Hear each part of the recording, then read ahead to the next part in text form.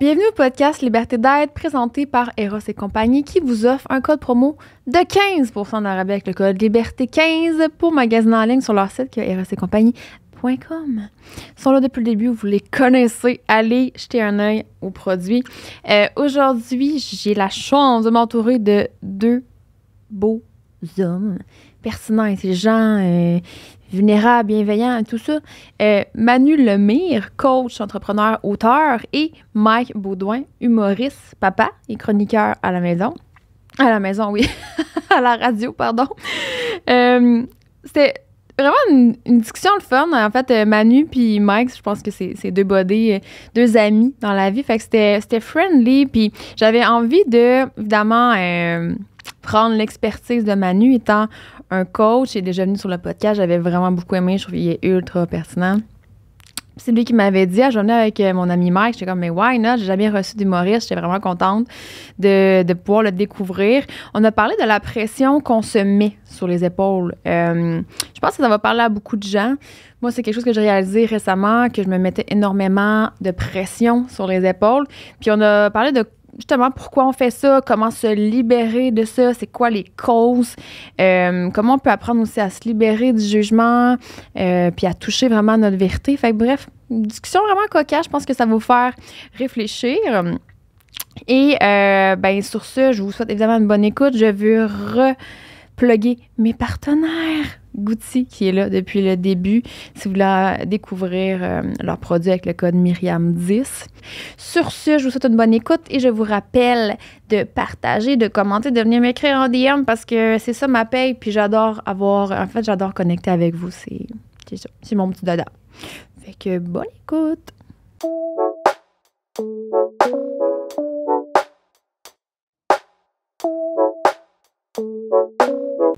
C'est particulier quand même aujourd'hui parce que tu sais, je fais souvent des potes, tu sais, c'est mon genre 100e, mettons, là, puis ouais. C'est tout le temps, tu sais, je viens un peu en tant qu'expert partager sur mon sujet d'expertise, puis là, tu sais, puis là, vu que t'es là, puis je suis tellement, tu sais, quand on est ensemble, je suis pas tellement un expert, là, tu sais. Rarement un expert. C'est que ton quotient descend légèrement. Ben comme, Chris, disons qu'il me sollicite pas pour mes précieux conseils, tu sais.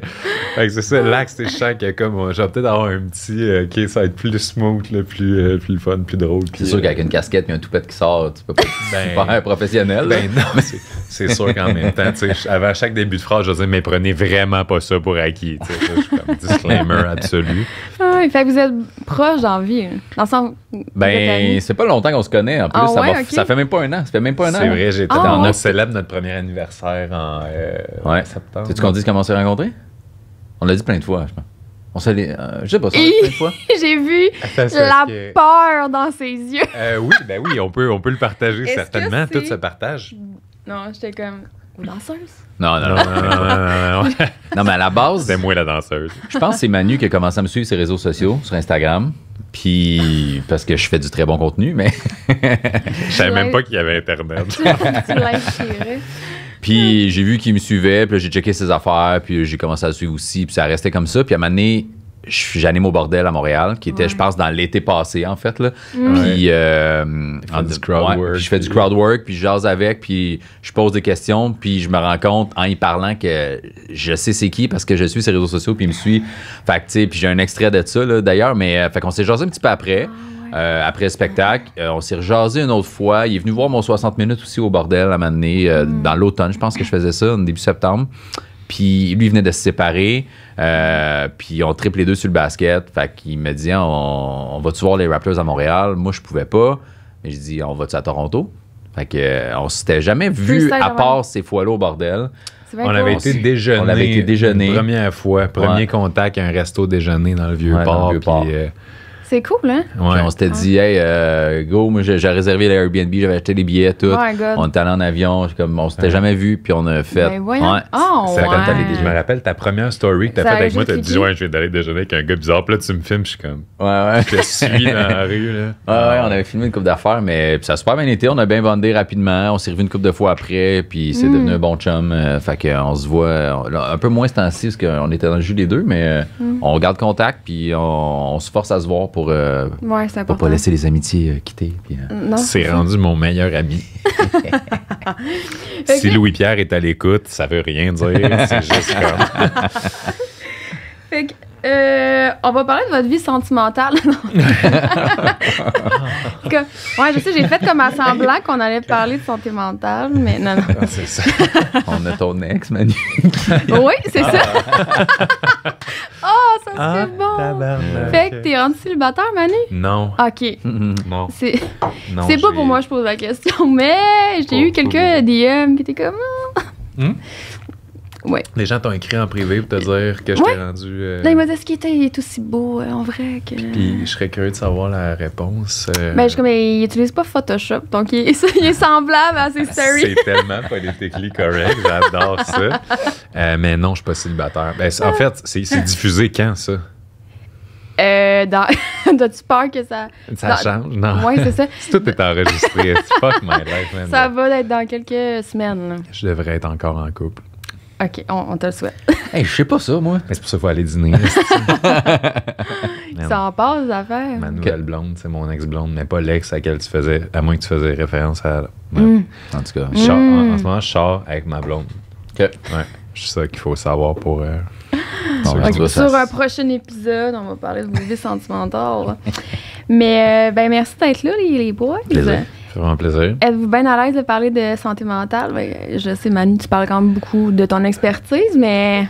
Ben, c'est parce que, tu sais, moi, il y a comme une ligne très touchée entre, comme je suis pas un psychologue, fait que, tu sais, si moindrement, tu sais, je peux parler de mon domaine d'expertise, mais si on franchit certaines lignes, faut que je mentionne que là, c'est vraiment juste de l'opinion, puis je suis pas en train de donner de conseils à personne en ce qui a trait à leur santé mentale, parce que, tu sais, justement, j'ai pas envie de...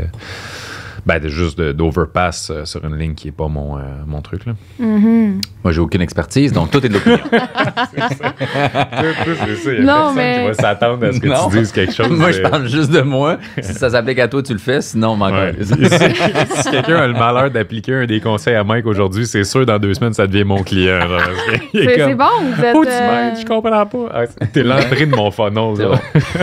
bon. Vous offrez de la business Ben oui. mutuelle. 15%, je vais te dire. Ouais, c'est ça. Le code de base de booking. C'est ça. Puis une fois que mes clients bonne sont idée. libres et heureux, tout ce qui leur reste, c'est profiter de la vie avec un bon spectacle du monde. Voilà. Fait que j'y renvoie la balle. Puis, Fait que faut que je te redonne 15%. exactement. Si on pas en attend. C'est bon. C'est Est-ce que c'est un sujet que tu abordes quand même, toi? Dans le sens, tu sais, clairement, tu abordes ta vie personnelle, j'imagine, Ouais, au travers de tes shows, mais Ouais. tu sais, comme plus une vulnérabilité, mettons, as-tu l'occasion dans ta vie professionnelle pour. Je le fais d'un podcast. Je l'ai fait à la radio un petit peu cet été. Quand il y a des sujets, tu sais, moi, sur scène, je vais être drôle, mais quand on a Ouais. des environnements comme ça, tu sais, oui, je vais être le fun puis je vais être punché parce que je veux que les gens, quand ils voient un épisode, quand ils me voient, ils font ah, il est comme il est sur scène ou tu sais, je veux qu'il y ait une ligne directrice, mais je suis pas mal à l'aise d'être plus sérieux d'en parler. Fait que pas du tout. Tu sais, j'étais venu reparler ici à Mané avec 2 filles tu sais, de mon père qui était pas présent, puis Ok. tu sais, Ah ouais. qui était violent avec nous autres, tout. Puis il y avait rien de drôle là-dedans, puis je suis super à l'aise d'en parler aussi. Tu sais, fait que j'ai pas tant de problème avec ça. Vous avez quand même quelque chose en commun. par Le rapport à même ça. père. mais genre, ils ont été à la même école de la vie. Là, tu sais. Ouais. Pas présent, C'est violent. peut-être C'est qui genre... vous a inconsciemment un peu rassemblé. Ben, même, je c'est sais vrai que pas. quand on s'est rencontrés la première fois, on parlait d'affaires, puis tu sais, mettons, on aime le basket les deux. Là, son père était pas là. Jusqu'à moi, il était plus là que le tien, probablement, mais il était Il aurait aussi pas dû agressif. l'être Ouais, quasiment, c'est ça. tu Fait que c'est vrai qu'on avait plein de trucs en commun déjà au début, ouais. C'est ça. Puis, tu sais, aujourd'hui, moi, je veux parler de la pression qu'on s'impose. Puis, tu as dit quelque chose, tu as dit, tu sais, je veux être drôle parce qu'à quelque part, c'est ton travail d'être Ouais, ouais. drôle. Mais, tu sais, j'imagine que tu es aussi authentique là-dedans, dans le sens que tu es toi-même. Mais c'est une Ouais. pression quand même que tu as justement tout le temps d'être drôle, genre. Non, de- pour vrai, non. Tu sais, hier, j'avais un événement à C'est quoi, OK? Je suis plus officiellement dans l'équipe parce que mon remplacement est fini, mais j'étais invité, tu sais, avec l'événement C'est quoi, avec des auditeurs, puis moi, je suis authentique dans la vie tout le temps. Là. Sur scène, je suis assez proche de moi-même, tu sais, c'est juste amplifié, là, tu sais, évidemment, parce que ça reste de l'humour. Comme une caricature un peu. C'est ça. Dans les podcasts, je suis moi-même, Manu me connaît assez pour savoir que je suis pas mal tout le temps honnête là-dessus. Fait que hier, je rencontrais du monde, j'essayais pas d'être drôle avec eux autres, là.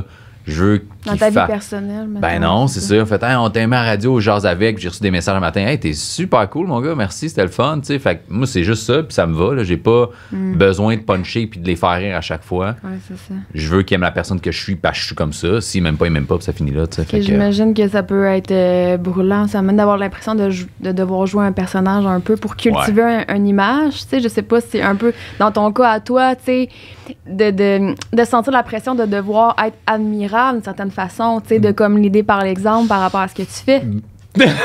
Ben ça, c'est vrai que ta gueule. mais tu sais, c'est qu'il y a des... Juste faire une parenthèse un peu sur ce que Mike disait, c'est qu'il y a certains... Il y a différents styles d'humoriste puis d'humour, puis Mike est très, très, très dans la répartie, dans la spontanéité. Fait que tu sais, je pense que pour lui, tu sais, quelqu'un qui apprend un texte par cœur puis qui est vraiment dépendant de son texte bien rodé puis tout, va peut-être ressentir une pression dans la vie de tous les jours de réussir comme... Mais tu sais, lui, il est juste fucking drôle tout le temps, là, tu sais. Il se lave puis comme... tu sais, il y a comme quelque chose à faire avec ça. Je l'ai jamais vu se laver, là, mais je dis pas non plus qu'il se lave pas, mais en tout cas, on rentrera pas là-dedans. Fait que, oui, pour répondre à ta question, il y a une certaine pression, mais en même temps, j'aime la casser le plus rapidement possible en étant soit cru justement dans mon humour ou en étant super transparent, authentique, méga vulnérable avec que ce soit des clients, des prospects, du monde de ces réseaux sociaux qui viennent m'aborder. Puis justement, on avait un événement cette semaine, puis il y a un gars qui est comme « Hey, toi, là, on te regarde, puis il dit « T'es tellement rendu ailleurs, puis blablabla. » Puis je suis comme... Il y a des problèmes dans la vie de tout le monde, mon chum. Puis c'est pas parce que sur Internet... C'est pas parce que tu as déjà fait Québec-Montréal en char, puis tu sais comment te rendre efficacement, que ça veut dire que tu es à l'abri de pogner un flat, puis de tomber en panne, puis d'avoir un problème quelconque. Fait que ça, c'est de ramener aussi le... Je pense qu'une de mes jobs, c'est oui, d'aider les gens à aller mieux, mais d'aider les gens à arrêter de se mettre la pression, de penser que, in the end, il y a un jour où tout va devenir parfait one shot, puis il n'y aura plus jamais de problème, il n'y aura plus jamais d'effort, il n'y aura plus... Tu sais, puis, mettons, en couple, là, je comprends pas, chérie. Les 2 premières années, à Saint-Valentin, on a fêté ça. Puis là, tu veux que je continue encore et encore?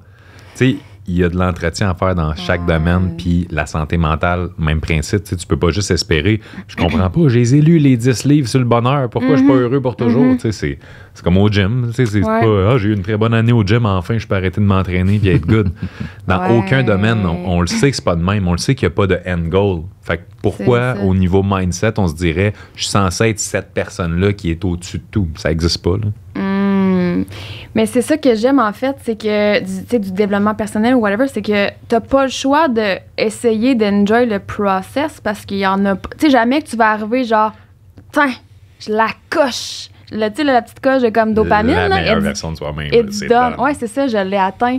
Mais tu sais, je trouve beaucoup dans une société qu'on carbure beaucoup à la dopamine. Et que, hey, j'ai accompli ça, j'ai fait ça. Tu sais, c'est comme valorisant de pouvoir dire j'ai coché telle affaire. Mais tu sais, ça, c'est comme tu dis, on va jamais comme y arriver à la fin. Fait que je trouve que ça l'amène... on dirait que quand je t'écoutais parler, ça m'amenait le mot comme humilité, en voulant dire que justement, c'est de pas se mettre la pression de OK, parce que j'ai un podcast ou parce que j'ai tel titre d'envie, je dois tout le temps avoir mes standards-là. T'sais, au final, on est tous des humains, genre. Puis je trouve que c'est important de se le rappeler parce que des fois, c'est comme on perd ça un peu de vue, puis on veut tellement être dans le contrôle de la perception, comment je vais être perçue, puis ça brûle en tabarnak. Ouais. Puis aussi, il y a le fait que des fois, tu atteins exactement ce que tu veux pendant une courte période de temps. Puis à un moment donné, tu évolues pareil, puis tu vis d'autres choses. Puis ce que tu voulais, ben tu le veux plus, ou tu veux d'autres choses, puis c'est plus important pour toi. Fait que, tu sais, c'est ça. C'est juste ça, là. Ça varie. Ah ouais? Y a-t-il un moment dans votre vie où vous l'avez vécu, ça, de vous mettre vraiment gros de la pression vous-même, ou par rapport professionnel, personnel, whatever? Ben, tu sais, moi, je m'en ai tout le temps mis, parce que ton but quand tu es humoriste, c'est de gagner ta vie. Fait que, tu sais, j'ai été chanceux que, mettons, depuis que j'ai 20 ans, je fais de l'humour, j'ai 38, là, tu sais. Fait qu'il y a plusieurs périodes. J'ai arrêté aussi des périodes là-dedans pour plein de raisons, mais à chaque fois, mon but, c'était juste de gagner ma vie. Fait que le salaire que je faisais à 22 ans me convenait. Aujourd'hui, je ferais ce salaire-là, je serais dans la rue, tu sais. Mais dans chaque période dans laquelle je vivais, mon but, c'était juste de vivre de l'humour. Je l'atteignais, c'était correct. Puis après, t'as d'autres choses, t'as un enfant qui arrive, t'as une maison qui arrive, fait que là, tu fais, OK, mon but est encore de vivre de ça, mais il faut que je fasse 30 000 de plus, 50 000 de plus, 100 000, tu sais, fait que je me suis toujours mis cette pression-là, mais j'ai fait plein d'essais-erreurs, j'ai fait plein d'autres jobs aussi, j'ai arrêté l'humour 2 fois, j'ai arrêté parce que la fille avec qui j'étais aimait pas le milieu de l'humour, mais pas l'horaire d'humoriste. J'ai fait un autre job de 9 à 5, mais qui demandait une fin de semaine sur 3, fait que c'était pas plus correct, tu sais. Elle aimait pas plus cet horaire-là, fait que je me suis rendu compte, ben, tu sais, toi puis moi, ça marche juste pas, là. Puis j'ai recommencé, puis à chaque fois que j'ai arrêté, l'humour me manquait, puis je recommençais, fait que je me remettais la pression de redevenir aussi efficace, sinon plus qu'avant. Fait que je me suis toujours mis cette pression-là, mais j'haïs pas ça. C'est pas un fardeau pour moi, cette pression-là. C'est une motivation / pression, mais je comprends à 100% ce que tu veux dire. Puis je trouve que c'est difficile de pas vouloir contrôler à quelque part parce que tu le veux tellement, ça. Fait que c'est sûr que tu vas tout faire pour. Tu vas comme essayer de contrôler un peu ça.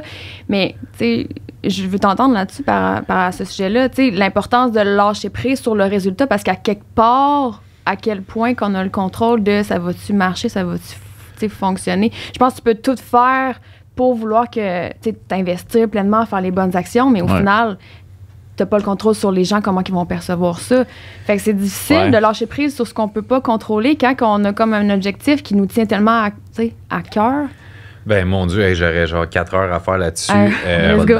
Mais il y a des affaires, à considérer là-dedans. Puis la première, c'est que tu peux avoir des objectifs externes, puis tu peux avoir des objectifs internes. Puis à un moment donné, ça a été un des gros breakthroughs dans ma vie, c'est de réaliser que tout ce que j'essaie d'atteindre à l'extérieur de moi peut m'être enlevé par la vie, les événements, les autres, la société, peu importe. Mais quand mes objectifs sont par rapport à la personne que je veux devenir, qui peut m'enlever ça? C'est pas le gouvernement qui peut m'enlever ça, c'est pas une pandémie, c'est pas rien. Mais si je décide que je veux devenir, par exemple, un meilleur ami, si je décide que je veux devenir plus respectueux, si je décide que je veux devenir plus à l'écoute, améliorer ma communication, devenir plus empathique, je peux pas faire j'étais sur le bord d'être plus empathique, mais là, l'économie au Kazakhstan a crashé. Puis non, c'est juste toi, à toi-même. Fait que ça a été un gros game changer parce que je me rendais compte que justement, j'améliorais beaucoup de choses chez moi. Puis qu'est-ce qui se passe quand tu améliores des choses à l'intérieur en plus? C'est que tu te sens tellement mieux par rapport à toi-même. Fait que, oui, c'est beau d'atteindre l'objectif de j'ai réussi à avoir tel char, telle maison, tel voyage, telle expérience, tel statut social. Mais in the end, quand tes objectifs que tu atteins sont vraiment plus intrinsèques, le feeling d'être en paix avec soi-même, à la fin de la journée, il n'y a pas grand-chose qui bat ça, tu sais. Puis il y a de quoi d'intéressant, tu sais, tu as parlé par rapport à la pression qu'on se met, de, tu sais, oui, c'est une pression que tu voudrais pas nécessairement éliminer parce que c'est vers quelque chose que t'aimes. Je pense qu'il y a quelque chose que les gens doivent se rappeler, c'est que toute notre vie, peu importe qu'on fasse des choses qu'on aime ou qu'on fasse des choses qu'on n'aime pas, il va avoir une part de difficulté. Puis il y a une phrase que j'aime beaucoup qui est la difficulté sans sens s'appelle de la souffrance, mais la difficulté avec du sens s'appelle de la croissance. Mais c'est la même chose, c'est ce que tu reçois, c'est les épreuves, c'est les défis. Mais si tu sais vers où tu t'en vas, puis ça te stimule, puis ça te passionne, mais go for it. Puis tu dis, bon, ben fine, moi je sais que peut-être ça va être 22 épreuves avant de me rendre à mon but, au lieu de te dire, ben 22 épreuves pour aller, je sais pas trop où finalement, parce que j'ai abandonné mes rêves ou quelque chose de même. De là, l'importance de faire le travail, j'imagine, plus interne aussi, avant. C'est-à-dire d'apprendre à se connaître, justement, comme tu as dit, développer ses capacités internes, sa confiance en soi, whatever, avant de viser un objectif qui serait plus externe. Parce que, souvent, si on n'a pas fait le travail intérieur, j'ai l'impression qu'on va peut-être baser nos objectifs externes plus par rapport aux autres puis à la société, par rapport à notre image, à notre ego, whatever, tu sais. C'est là que ça va peut-être pas faire de sens. Mais ça peut être correct de le faire si on le fait comme rapidement et intensément dans sa vie, dans le sens, tu sais, mettons quelqu'un qui a 22 puis qui passe les 4 prochaines années de sa vie jusqu'à 26 à vraiment chase ses objectifs de société, d'ego, d'argent, de ci, de ça. Ça peut être correct parce que s'il le fait avec intensité puis qu'il se pète le nez puis qu'il se rend compte que c'est pas ça qu'il veut, ben là, fine, il est rendu quelqu'un de 26 ans qui a développé cette maturité-là, cette conscience-là, tandis que si t'es juste sur place puis t'es pas dans l'action puis t'essayes pas les affaires puis t'essayes juste de... Tu sais, il y a du monde qui pense que devenir une meilleure personne, ça peut se faire en lisant des livres ou en réfléchissant ou en méditant. C'est go in there, pète-toi à gueule, aie des relations qui marchent pas, tu sais, vis des affaires puis c'est comme ça que t'apprends qu'est-ce que tu veux, qu'est-ce que tu veux pas. Puis plus tu vis d'expérience, mine de rien, c'est plus t'as des opportunités ensuite de réflexion sur ces expériences-là puis c'est ces moments-là qui te donne la chance ensuite de t'améliorer parce que c'est pas sur le bord d'une piscine avec un mojito que t'es genre un instant, je pense que je viens de réaliser quelque chose sur la vie et sur moi-même. C'est vrai qu'il faut vivre la vie finalement pour y goûter là, comme pour pas avoir peur de juste fonce, je dis des fois à mes clients, c'est quoi le meilleur conseil que tu pourrais me donner? Fais n'importe quoi, mais faites quoi? Go, try. On a tellement peur de pas faire la bonne affaire. Mais ça, t'en as parlé, puis ça avait fait un extrait, mais c'était excellent. On a peur de la peur. T'as peur de voir. On a peur de la vie, là. C'est un peu ça que j'ai fait. Hein. Moi, j'ai jamais fait de développement personnel, rien. Puis je m'en ai rendu compte, tu sais, quand on se parlait d'un début, là, j'étais comme, je sais déjà ça. Tu sais, je l'ai comme allumé. Non, mais tu comprends? Sur certains trucs, même des affaires, je suis comme, mais je fais déjà ça, je suis déjà de même. Puis moi, je me suis pété à la face souvent aussi, là, tu sais. C'est peut-être ça. Tu sais, je suis parti de chez mes parents, je me suis fait mettre dehors à 18 ans, là. À 18 ans, j'ai dormi chez des chums pendant une couple de mois, chez une fille que je connaissais pas, chez ma marraine, pour après me trouver un appart, trouver une job, payer des comptes, là. Tu sais, puis je finissais le cégep, là. J'étais encore aux études, là. Puis j'ai commencé ma vie à 18 ans, là. Fait que, tu sais, la responsabilité, je l'ai déjà eu là. Puis tu t'en rends pas compte à cet âge-là. J'ai eu un enfant à 24 ans, j'étais dans une relation qui était pas à mon goût, qui était un peu malsaine, puis tu sais, puis moi j'étais juste comme faut que je vive, faut que je survive, puis c'est ça que j'aime faire. Fait que je fais de l'humour, c'est pas facile, je rush, je gère ça de même, puis là à un moment donné, c'est tu te réveilles, moi j'ai dit 38, fait qu'après début trentaine, faire OK, j'ai avancé là, je sais ce que je veux, ce que je veux pas, je sais comment le faire, comment pas le faire. Puis tu sais, tu grandis tout le temps, là, mais j'ai l'impression qu'on veut précipiter aussi beaucoup, tu sais, notre cheminement, comme si qu'on veut... en tout cas, moi, j'étais clairement de même, là. Dans ma vie en général, tu sais, je voulais skipper des étapes. C'est comme si je voulais pas passer à travers toutes les épreuves. Faut que j'étais comme, avait-tu quelqu'un juste qui peut me donner la vérité? Mais tu sais, c'est ça, je pense que c'est pas... Si le monde est pressé, tu leur demandes, OK, t'es pressé d'aller où? Puis pourquoi?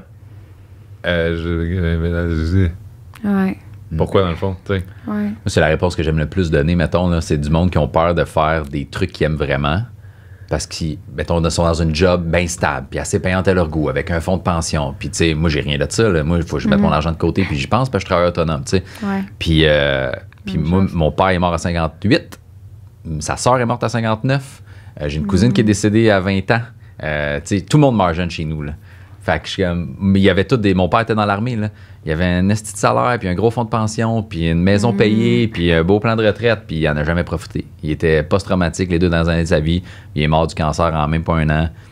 Rien profité de ça. Sa sœur, même affaire, travaillait chez Desjardins au recouvrement, bon fonds de pension, puis elle a fait ça toute sa vie. Elle est morte à 59 en moins d'1 an. Ça t'a donné envie, toi, de pas attendre? Ben, tu sais, avant ça, j'avais déjà cette mentalité-là. J'étais comme, pourquoi j'en ai fait d'autres jobs, là. J'ai travaillé chez du proprio au sport expert, vendu des traitements de pelouse, des balayeuses, plein d'affaires. Puis j'étais comme, il n'y a rien de ça que j'aime. J'aimais le contact avec les gens, mais j'aimais pas la job que je faisais. J'étais comme, tant qu'à avoir ça, je vais continuer à faire des jokes, là, quand même. Je fais juste 30 000 par année si j'ai du fun, ça serait ça, tu sais. Fait que j'ai été chanceux, j'ai eu du succès, mais j'étais comme, moi, je vais profiter de ces années-là, là. Fuck le fonds de pension puis la retraite, je vais peut-être mourir avant de profiter de tout ça, tu sais. Fait que... Mais t'as délai comment avec le fait, je voudrais vous entendre les deux par rapport à ça, tu sais, les périodes où ce que, dans vos débuts ou les périodes où ce que, tu sais, j'imagine il y a des hauts, des bas dans votre business ou whatever, dans ce que vous faites. Comment vous avez délai avec ça, justement, les bas, tu sais, quand t'es comme, voyons, tu sais, je mets tout en place, j'ai l'impression de tout donner pour que ça fonctionne, puis ça fonctionne pas. Comment vous avez délai avec ça? Moi, j'étais bien naïf, là. J'étais vraiment naïf dans le milieu d'humour. Je pensais juste que tu avais besoin d'être drôle puis tout le monde allait être gentil puis honnête avec toi, tu sais, parce que moi, j'ai tout le temps été honnête. Puis tu te rends compte que le milieu artistique, là, que ce soit... Ben, en fait, le milieu des médias, là, que ce soit téléjournaux, sport, humour, chanson, c'est un peu tout des deux faces, là, des mangeux de marde, pour être honnête. Ouais, il y a beaucoup d'hypocrisie. Ça doit être des contacts beaucoup. Ben, c'est ça. C'est que là, au début, je commençais puis j'étais super efficace dans les bars. Puis là, ce que je voyais qui marchait, ben, les gars à l'époque, qui aujourd'hui en font plus tant, mais ils étaient super rough, super crunchy. Mike Ward, évidemment, pognait déjà, mais tout le monde était un peu une petite version de Mike Ward. Fait que moi, j'ai commencé jeune, à 20 ans, 21 ans, puis je rentrais fucking fort d'un bar, mais je faisais juste des jokes de cul. Mais là, quand j'arrivais pour les auditions de gala, je me faisais jamais prendre, puis ils me disaient, ouais, c'est juste que, tu sais, on a des choix à faire, t'es efficace, mais personne me le disait, c'est parce que j'étais trop rough, là. Là, à un moment donné, je l'ai compris, j'ai eu un enfant, j'ai changé mon style. Puis là, après, il faisait, ouais, mais tu sais, t'as arrêté, qu'est-ce qui fait que t'arrêteras pas après? C'était tout le temps des excuses. Dites-moi là la vérité, là. Puis la vérité, c'est qu'au Québec, mettons, le milieu artistique est bandé sur les jeunes. Fait que si en moins d'1 an, tu sors de l'école de l'humour, t'es efficace, tu rentres fort puis tu fais un gala ou un show quelconque où t'as de la présence sur les réseaux sociaux, on va te mettre partout. Okay. Moi, j'ai 38, je suis plus la nouveauté. Tout le milieu, elle me connaît. Ils n'ont pas d'avantage à... Je me l'ai fait dire par des gérants, là, genre, pourquoi je te représenterais quand t'as déjà arrêté 2 fois, t'es déjà vieux, t'es plus la saveur du mois, t'es le blanc fin trentaine. C'est quoi mon avantage de m'occuper de toi? Aïe, aïe. Puis malgré tout ça, ben, ils représentent d'autres personnes, puis je vends plus de billets qu'eux autres, pareil. Tu comprends-tu? En bout de ligne,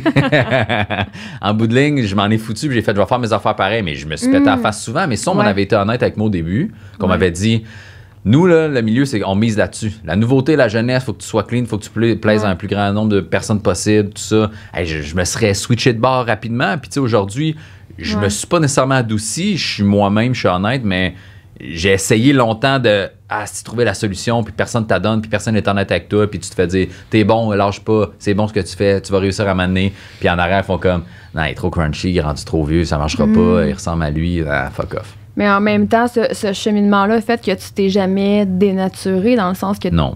T'as resté toi-même, c'est peut-être ce qui crée ton succès. Probablement, j'ai une petite tête de cochon. Là, tu vois, ça, c'est quelque chose qui, in the end, peut-être qu'à la fin de ta vie, la vraie définition du succès, c'est je vais être resté intègre, je vais avoir eu du fun à faire mes jokes qui me font rire, tu sais, non pas...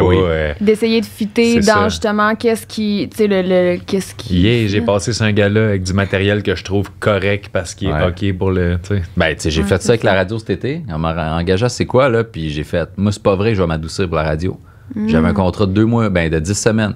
Si même pas, vous me réengagerez plus. C'est tout. Wow. Puis je recevais des messages des fois. Le calvaire, c'est rough la radio à 6h30. Tant pis. D'ailleurs, j'étais comme, tant pis. Tu sais, puis il y a des fois, j'ai dépassé la ligne un peu. Moi, on m'a dit, quand on m'a engagé, on m'a dit, on veut que tu sois irrévérencieux puis que tu joues sa ligne. Moi, je sais, ma ligne est là, la tienne est peut-être là. Fait qu'il y a des matins, j'ai dépassé la ligne, puis on recevait des textos du monde qui m'aimait, qui était comme, hey, Mike, un matin, t'es allé trop loin, je pense. J'étais comme, OK. Puis mon boss, il me disait, slack 2 jours, là. Calme-toi un peu. Je fais, OK, parfait, je comprends. Mais je suis resté moi-même. Fait que si tu m'aimes à la radio, tu vas m'aimer sur scène. Si tu m'aimes pas à la radio, tu m'aimeras pas sur scène. Je suis la même personne. Je pense que conserver, c'est ça, de pas se dénaturer pour fitter, je trouve que c'est un élément important. Ça peut faire que le processus est plus long, justement. Mais au final, tu vas attirer des gens qui vont comme réellement aimer ce que tu fais. Puis je pense avoir plus de fun à le faire. T'sais. Ben oui. Puis tout le monde qui essaie de suivre une formule du succès. Tu sais, une formule du succès en humour, en business, en fitness. Dès que tu essaies d'analyser ce qui fonctionne puis d'être un peu la copie de ça, bien, ça se peut que tu atteignes un certain succès, mais en même temps, tu es tellement remplaçable parce que tu es juste un messager ou un porte-parole de ce que tout le monde peut dire ou faire ou être à ta place. Fait que, tu sais, pourquoi est-ce que si tu arrêtes de publier 2 semaines, le monde y reviendrait te voir après 2 semaines au lieu de passer juste à la prochaine personne, tu sais? Fait que tandis que quand tu as ton style, tu te respectes, t'es authentique dans tout ça, ben, le monde, ils vont s'attacher, là. Puis, tu sais, moi, justement, je suis comme conférencier. Des fois, j'ai mon petit veston cravate, je vais faire des corpos, tout ça, des messages d'inspiration. Mais après ça, je vais répondre tellement de la sauce sur un statut Facebook, puis je vais écrire de la merde sur Internet, puis je vais vraiment avoir du fun là-dedans. Puis c'est exactement la raison pourquoi les gens, est-ce qu'ils vont s'attacher à moi, c'est qu'ils vont faire, OK, on comprend vraiment c'est qui.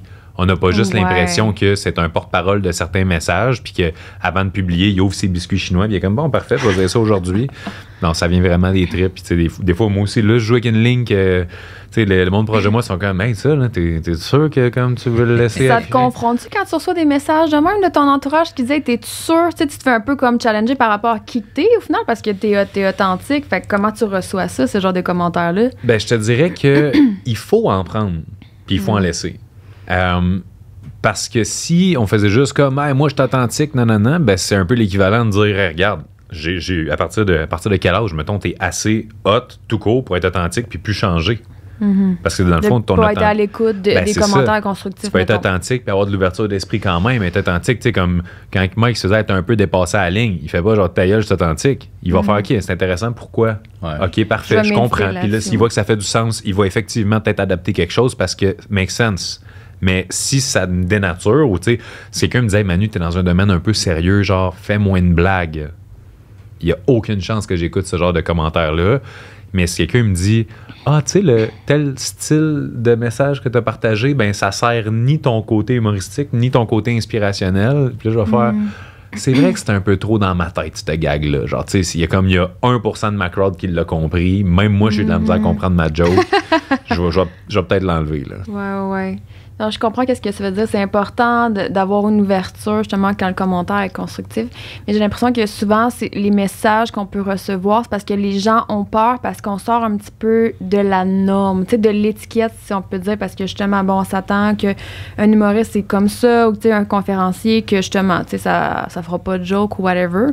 Fait que, tu sais, c'est ça, de vouloir aussi plaire à tout le monde à quelque part, je pense que on peut se tirer dans le pied parce que là, tu refoules certaines parties de toi-même, puis tu sais, tu t'effaces, tu dénatures, puis à un moment donné, ben, c'est comme, tu sais même plus qui que t'es, là, fait que... C'est quelque chose que j'ai réalisé cette semaine parce que je me fais coacher moi aussi pour mon mindset et tout ça. Puis j'avais comme une passe un peu plus. Tu sais, je sentais qu'il y avait de quoi qui était désaligné, peut-être, dans je sais pas si c'est qui je suis ou comment je suis. Je sentais qu'il y avait quelque chose qui me travaille en dedans. Je sais pas trop c'est quoi. Là, puis on en parlera au dîner tantôt. Je vais me vider le cœur. Puis là, en parlant avec mon coach, je réalise que hey, je suis en train de suivre une voie un peu trop, justement... corporate, si je peux dire, où tu sais, je fais un peu moins de jokes qu'avant, je ris un peu moins qu'avant, parce que justement, tu sais, j'ai reçu certains commentaires de personnes que je trouve, tu sais, crédibles, que je respecte leur travail, puis sont comme, tu sais, oublie pas que justement, tu sais, t'es dans telle industrie, puis tout ça, puis tu sais, si tu veux que les gens accordent de la crédibilité à ce que tu dis qui est vraiment inspirant, puis tout, tu fais comme trop de jokes des fois. Puis je pense que je m'étais un peu adapté à ça. Puis je me rends compte que je vais crever un jour. Plus tard que Mike, mais quand même, je vais, tu sais... Ça dépend, hein? Je connais du monde. Fait que, tu sais, j'ai vraiment cette notion-là de... C'est sûr qu'on y passe tous un jour. Fait que moi, comment je veux vivre ma vie d'ici là? Puis je pense que ma mission de vie, là, au-delà d'aider les gens à impacter tout ça, c'est d'avoir du fun. J'ai le goût d'avoir du fun. J'ai le goût de triper sur ma vie. J'ai le goût de dire le call que j'ai envie de dire. J'ai le goût d'être spontané. J'ai le goût d'être authentique. Puis cette façon de vivre-là, en sentant vraiment que je respecte qui je suis, mes valeurs et ma façon d'être, c'est ce qui fait que je m'endors le soir en paix. Puis quand on parle de comme ce qui a le plus de valeur sur Terre, là, dans ma tête, c'est pas le succès, c'est pas l'argent, c'est comment tu te sens par rapport à toi-même. Puis ça, il y a beaucoup de personnes là, qui regardent, là, puis waouh, beau succès, beau ci, beau ça. Mais qu'est-ce qu'il faut que tu sacrifies à l'intérieur de toi pour te rendre là? Ça vaut-tu vraiment la peine? C'est une des questions que je préfère poser au monde quand on va dans des grosses conversations. C'est qu'est-ce que tu sacrifies en ce moment que tu sens que ça t'éloigne un peu trop de qui t'aimerais être pour vrai? Parce que toi, ta clientèle, c'est beaucoup des entrepreneurs aussi. Fait que j'imagine que ça revient souvent. Ben, c'est quasiment tout le temps la même affaire. C'est les entrepreneurs, c'est la quête du succès, de l'argent, de la liberté financière, tout ça, du statut jusqu'au jour où ils se rendent compte que OK, j'ai sacrifié ma santé en cours de route. Erreur, j'ai sacrifié mes relations, mes amitiés, mon couple, mes enfants, tu sais, puis in the end, quand on regarde toutes les études sur le bonheur qui ont été faites pendant des années, puis tu interviews des personnes âgées, tout ça, tu te rends compte que ce qui rend heureux dans la vie, là, c'est les choses les plus simples, gratuites et accessibles. Là. C'est la qualité des relations, aimer être aimé, rire tous les jours, grandir, sentir qu'on contribue à la vie des autres, puis bouger, juste être bien dans notre peau, se garder actif. C'est ça. On peut tout faire ça live. Là. C'est tellement important c'est tellement important de parler de ça parce que justement, je pense que c'est un discours peut-être qu'on a internalisé, je sais pas si ça vient de notre éducation, de la société, mais tu sais, à quelque part, c'est ça, c'est qu'on a comme un peu tous associé la réussite, on dirait, par rapport au matériel, la réussite financière, puis le succès. Puis tu sais, je pense qu'inconsciemment, il y a bien du monde qui ne sont même pas re-questionnés à savoir est-ce que c'est vraiment ce qui va me rendre heureux. Tu sais, ils ont comme juste suivi cette route-là jusqu'à temps qu'à un moment donné, tu pognes un mur. Là. Ouais, j'ai l'impression que ça change peut-être d'une génération à l'autre aussi. Mettons, tu sais, peut-être pour les plus vieux, on dirait que dans ma tête, leur définition de succès, c'était travaille toute ta vie comme un Christine malade pour profiter de ta retraite après, puis de finir ça relax. Travaille fort pendant que tu es en forme, puis finis à la fin relax. Puis là, j'ai l'impression qu'on est dans peut-être, je sais pas sur les réseaux sociaux ou quoi, mais une ère de non, profite de tout là, mais il faut que tu aies l'air de faire du gros cash, puis le gros char, puis la grosse maison. L'air de quelque chose. Puis genre qui voyage tout le temps, puis tout, puis tout réussit bien, puis fuck les autres, mais genre check-moi comment je réussis. T'sais. Avez-vous rentré un peu inconsciemment dans cette dynamique-là, genre de voyager pour mettre des stories? C'est sûr que tu sais, nous deux, étant donné qu'on est deux gars blanc, riche, libre. Genre, non, mais tu sais, je niaise, là, mais comme, tu sais, si on embarque là-dedans, ben en tout cas, moi, je répondrai pas pour toi, là, mais je pense pas qu'on embarque dans cette game-là parce que les deux, justement, on a un niveau d'authenticité avec nos réseaux sociaux aussi, qu'on montre l'envers de la médaille. Puis ça, c'est une des affaires qui me fait le plus chier, justement, parce que c'est correct de montrer que tu voyages, c'est correct de montrer que t'as une belle date, mais montre aussi que tu t'es pogné, montre aussi que le sac à crotte du chien, il a percé, puis t'as tes jeans préférés sales, tu sais, genre... ose montrer qu'il y a un équilibre là-dedans parce que sinon, c'est vrai que ça contribue à ce que les gens s'épuisent, les gens se mettent de la pression parce qu'ils ont l'impression de « Oh mon Dieu, je comprends pas, eux autres, c'est un couple de 25 ans, ils voyagent partout dans le monde, sont heureux, sont libres, ils ont les abdos, ils ont un bébé. » tu sais. Fait que c'est ça, il y a un autre côté à ça, puis c'est important d'en parler aussi. Comme, est-ce que tu considères qu'on a un peu une responsabilité sociale, là, genre par rapport à ça, que quand on a conscientisé qu'il y a énormément de gens qui souffrent de se comparer sur les réseaux, que c'est comme une responsabilité de vouloir démontrer aussi du vrai puis du plus vulnérable, puis de montrer les deux revers de la médaille, parce que on comprend qu'il y a des gens qui nous regardent, puis à quelque part, ça peut cultiver justement ça. Je pense que non seulement on a la responsabilité de le faire, mais c'est ça qui va devenir trendy dans les prochaines années. L'authenticité, le vrai. Le vrai, j'espère. Parce que plus ça va, tu sais, moi personnellement, mettons, là, des fois, il y a des petites annonces devant une vidéo YouTube, là. Si quelqu'un a l'air trop en contrôle, confiant, avec un beau sourire, puis qui dit, genre, tu veux faire 10 000 $ par seconde, comme, puis, tu sais, automatiquement, non seulement je clique pas sur ta pub, mais je vais jamais suivre ce que tu fais. Tu sais, j'embarque juste pas là-dedans. Puis je pense que plus... Tu sais, c'est un retour à l'équilibre. C'est tout ça, tu sais, le déclin des sociétés, le déclin de chaque grande affaire, ça passe par un extrême, puis après ça, il y a un retour à l'équilibre. Fait que je pense que dans quelques années, surtout avec le fait que, tu sais, la montée de l'intelligence artificielle, l'accessibilité, tout le monde, tu sais, les enfants de 6 ans vont avoir des comptes Instagram, vont comparer leurs followers dans pas si longtemps, puis le monde va vivre un écœurant titre, je crois, par rapport à cette espèce de tendance-là de fake, de ci, de voyage, de photos modifiées. Puis vu qu'on va savoir que tout ça, c'est de la grosse bullshit, on va se ramener, je pense, à vouloir s'organiser des feux dans le cours entre amis puis être juste ensemble, pas de téléphone. Là. Oh mon Dieu, j'espère vraiment. Ouais, j'espère qu'on va le vivre. C'est comme un peu le retour aux sources. Je sais pas si ça te parle, toi, là. Moi, mes réseaux sociaux, je m'en sers pour vendre des billets, c'est sûr, mais l'avantage que je pense que j'ai, c'est que justement, je mets tout. Fait que je mets des extraits de scène, je mets de l'impro où j'envoie promener du monde des fois, je mets des trucs avec mes enfants, je me souviens en passant avoir fait un recap de mon année, puis j'avais une vidéo un extrait de mon kid qui hurle comme un Christine malade. C'était genre moment de détente. Puis je le dis quand ça va pas bien avec les kids, puis j'étais allé à Toronto avec ma fille cette semaine, puis je sors répété en route, puis j'étais sur le bord de la route, pogné 10 minutes parce qu'il accélérait plus, fait que je l'ai dit, je m'en fous, puis oui, j'avais une belle vidéo de notre petit voyage ensemble, mais j'avais aussi des stories de calvaire, ça va pas bien, là, je sais pas si je vais pouvoir comme finalement vivre mon voyage. Aussi, c'est ça qui est le plus drôle souvent en fait, parce que c'est real, dans le sens c'est réellement ce qui arrive genre dans moi, je mets tout, fait que puis je le reçois en commentaire aussi, genre t'es le même gars qu'on a jasé en ligne, qu'on a vu en personne, ça c'est cool, fait que j'ai tout le temps fait ça. Puis ça renforce aussi les liens de confiance avec l'audience, parce que quand n'importe qui, t'es un entrepreneur, t'es un micro-entrepreneur dans le sens tu vends tes billets, tout ça, fait que tu sais, quand les gens ont confiance en nous, grâce au fait qu'ils voient qu'on est authentique, la personne qu'on est dans la vie, c'est la personne qu'on est sur Internet, mais après ça, c'est tellement plus facile d'avoir une entreprise dans laquelle les ventes se font plus facilement, la prospection se fait plus facilement parce que justement, le monde sont comme « what you see is what you get », puis c'est un des commentaires que j'ai reçu le plus souvent, c'est « moi, Manu, j'écoute ce que tu vas dire dans tes capsules sur Internet parce que j'ai pas l'impression que tu es un preacher qui essaie de me rentrer une vérité dans la gorge. Tu es un gars qui parle de son expérience puis qui dit pas « je suis meilleur qu'un autre », qui dit pas « vous devriez si ». C'est juste, hey, regarde, j'ai essayé ça, c'était une erreur. Fait que va faire la même erreur si tu veux, mais moi, je te raconte qu'est-ce que j'ai vécu. Puis ce côté-là développe une relation quasiment de grand frère, si on peut dire, avec l'audience. Puis ça fait des liens qui sont super simples et beaux. 100%. Mais je trouve que ça revient beaucoup à l'humilité, en fait. Moi, je trouve que c'est ça qui transparaît. Puis personnellement, je trouve que c'est ce qui te démarque aussi. Par rapport à ton milieu, justement. Fait que, tu sais, nos différences, au final, oui, ça challenge du monde, puis on peut recevoir des commentaires par rapport à ça, mais c'est ce qui va faire en sorte aussi qu'on va se différencier, tu sais. Fait que c'est pour ça que je pense que faut faire attention pour pas, comme, effacer cette facette-là. Mais t'as dit tantôt que t'as peut-être trop écouté ces commentaires-là. T'as eu l'impression... Il y a des phases. Ouais. Parce que tu t'es laissé un peu ébranler à quelque part dans qui tu es ou comment tu le filmes? J'ai eu des moments plus branlables, je te dirais. Que des... Ouais. Cette tape-là avait aucun rapport. Mais oui, puis c'est correct aussi on en parlait justement dans le dernier podcast, tu as le droit de faire des erreurs. À tous ceux qui nous écoutent, là, allez faire des erreurs. Tu sais, pour de vrai. Sauf tuer des gens, faites attention.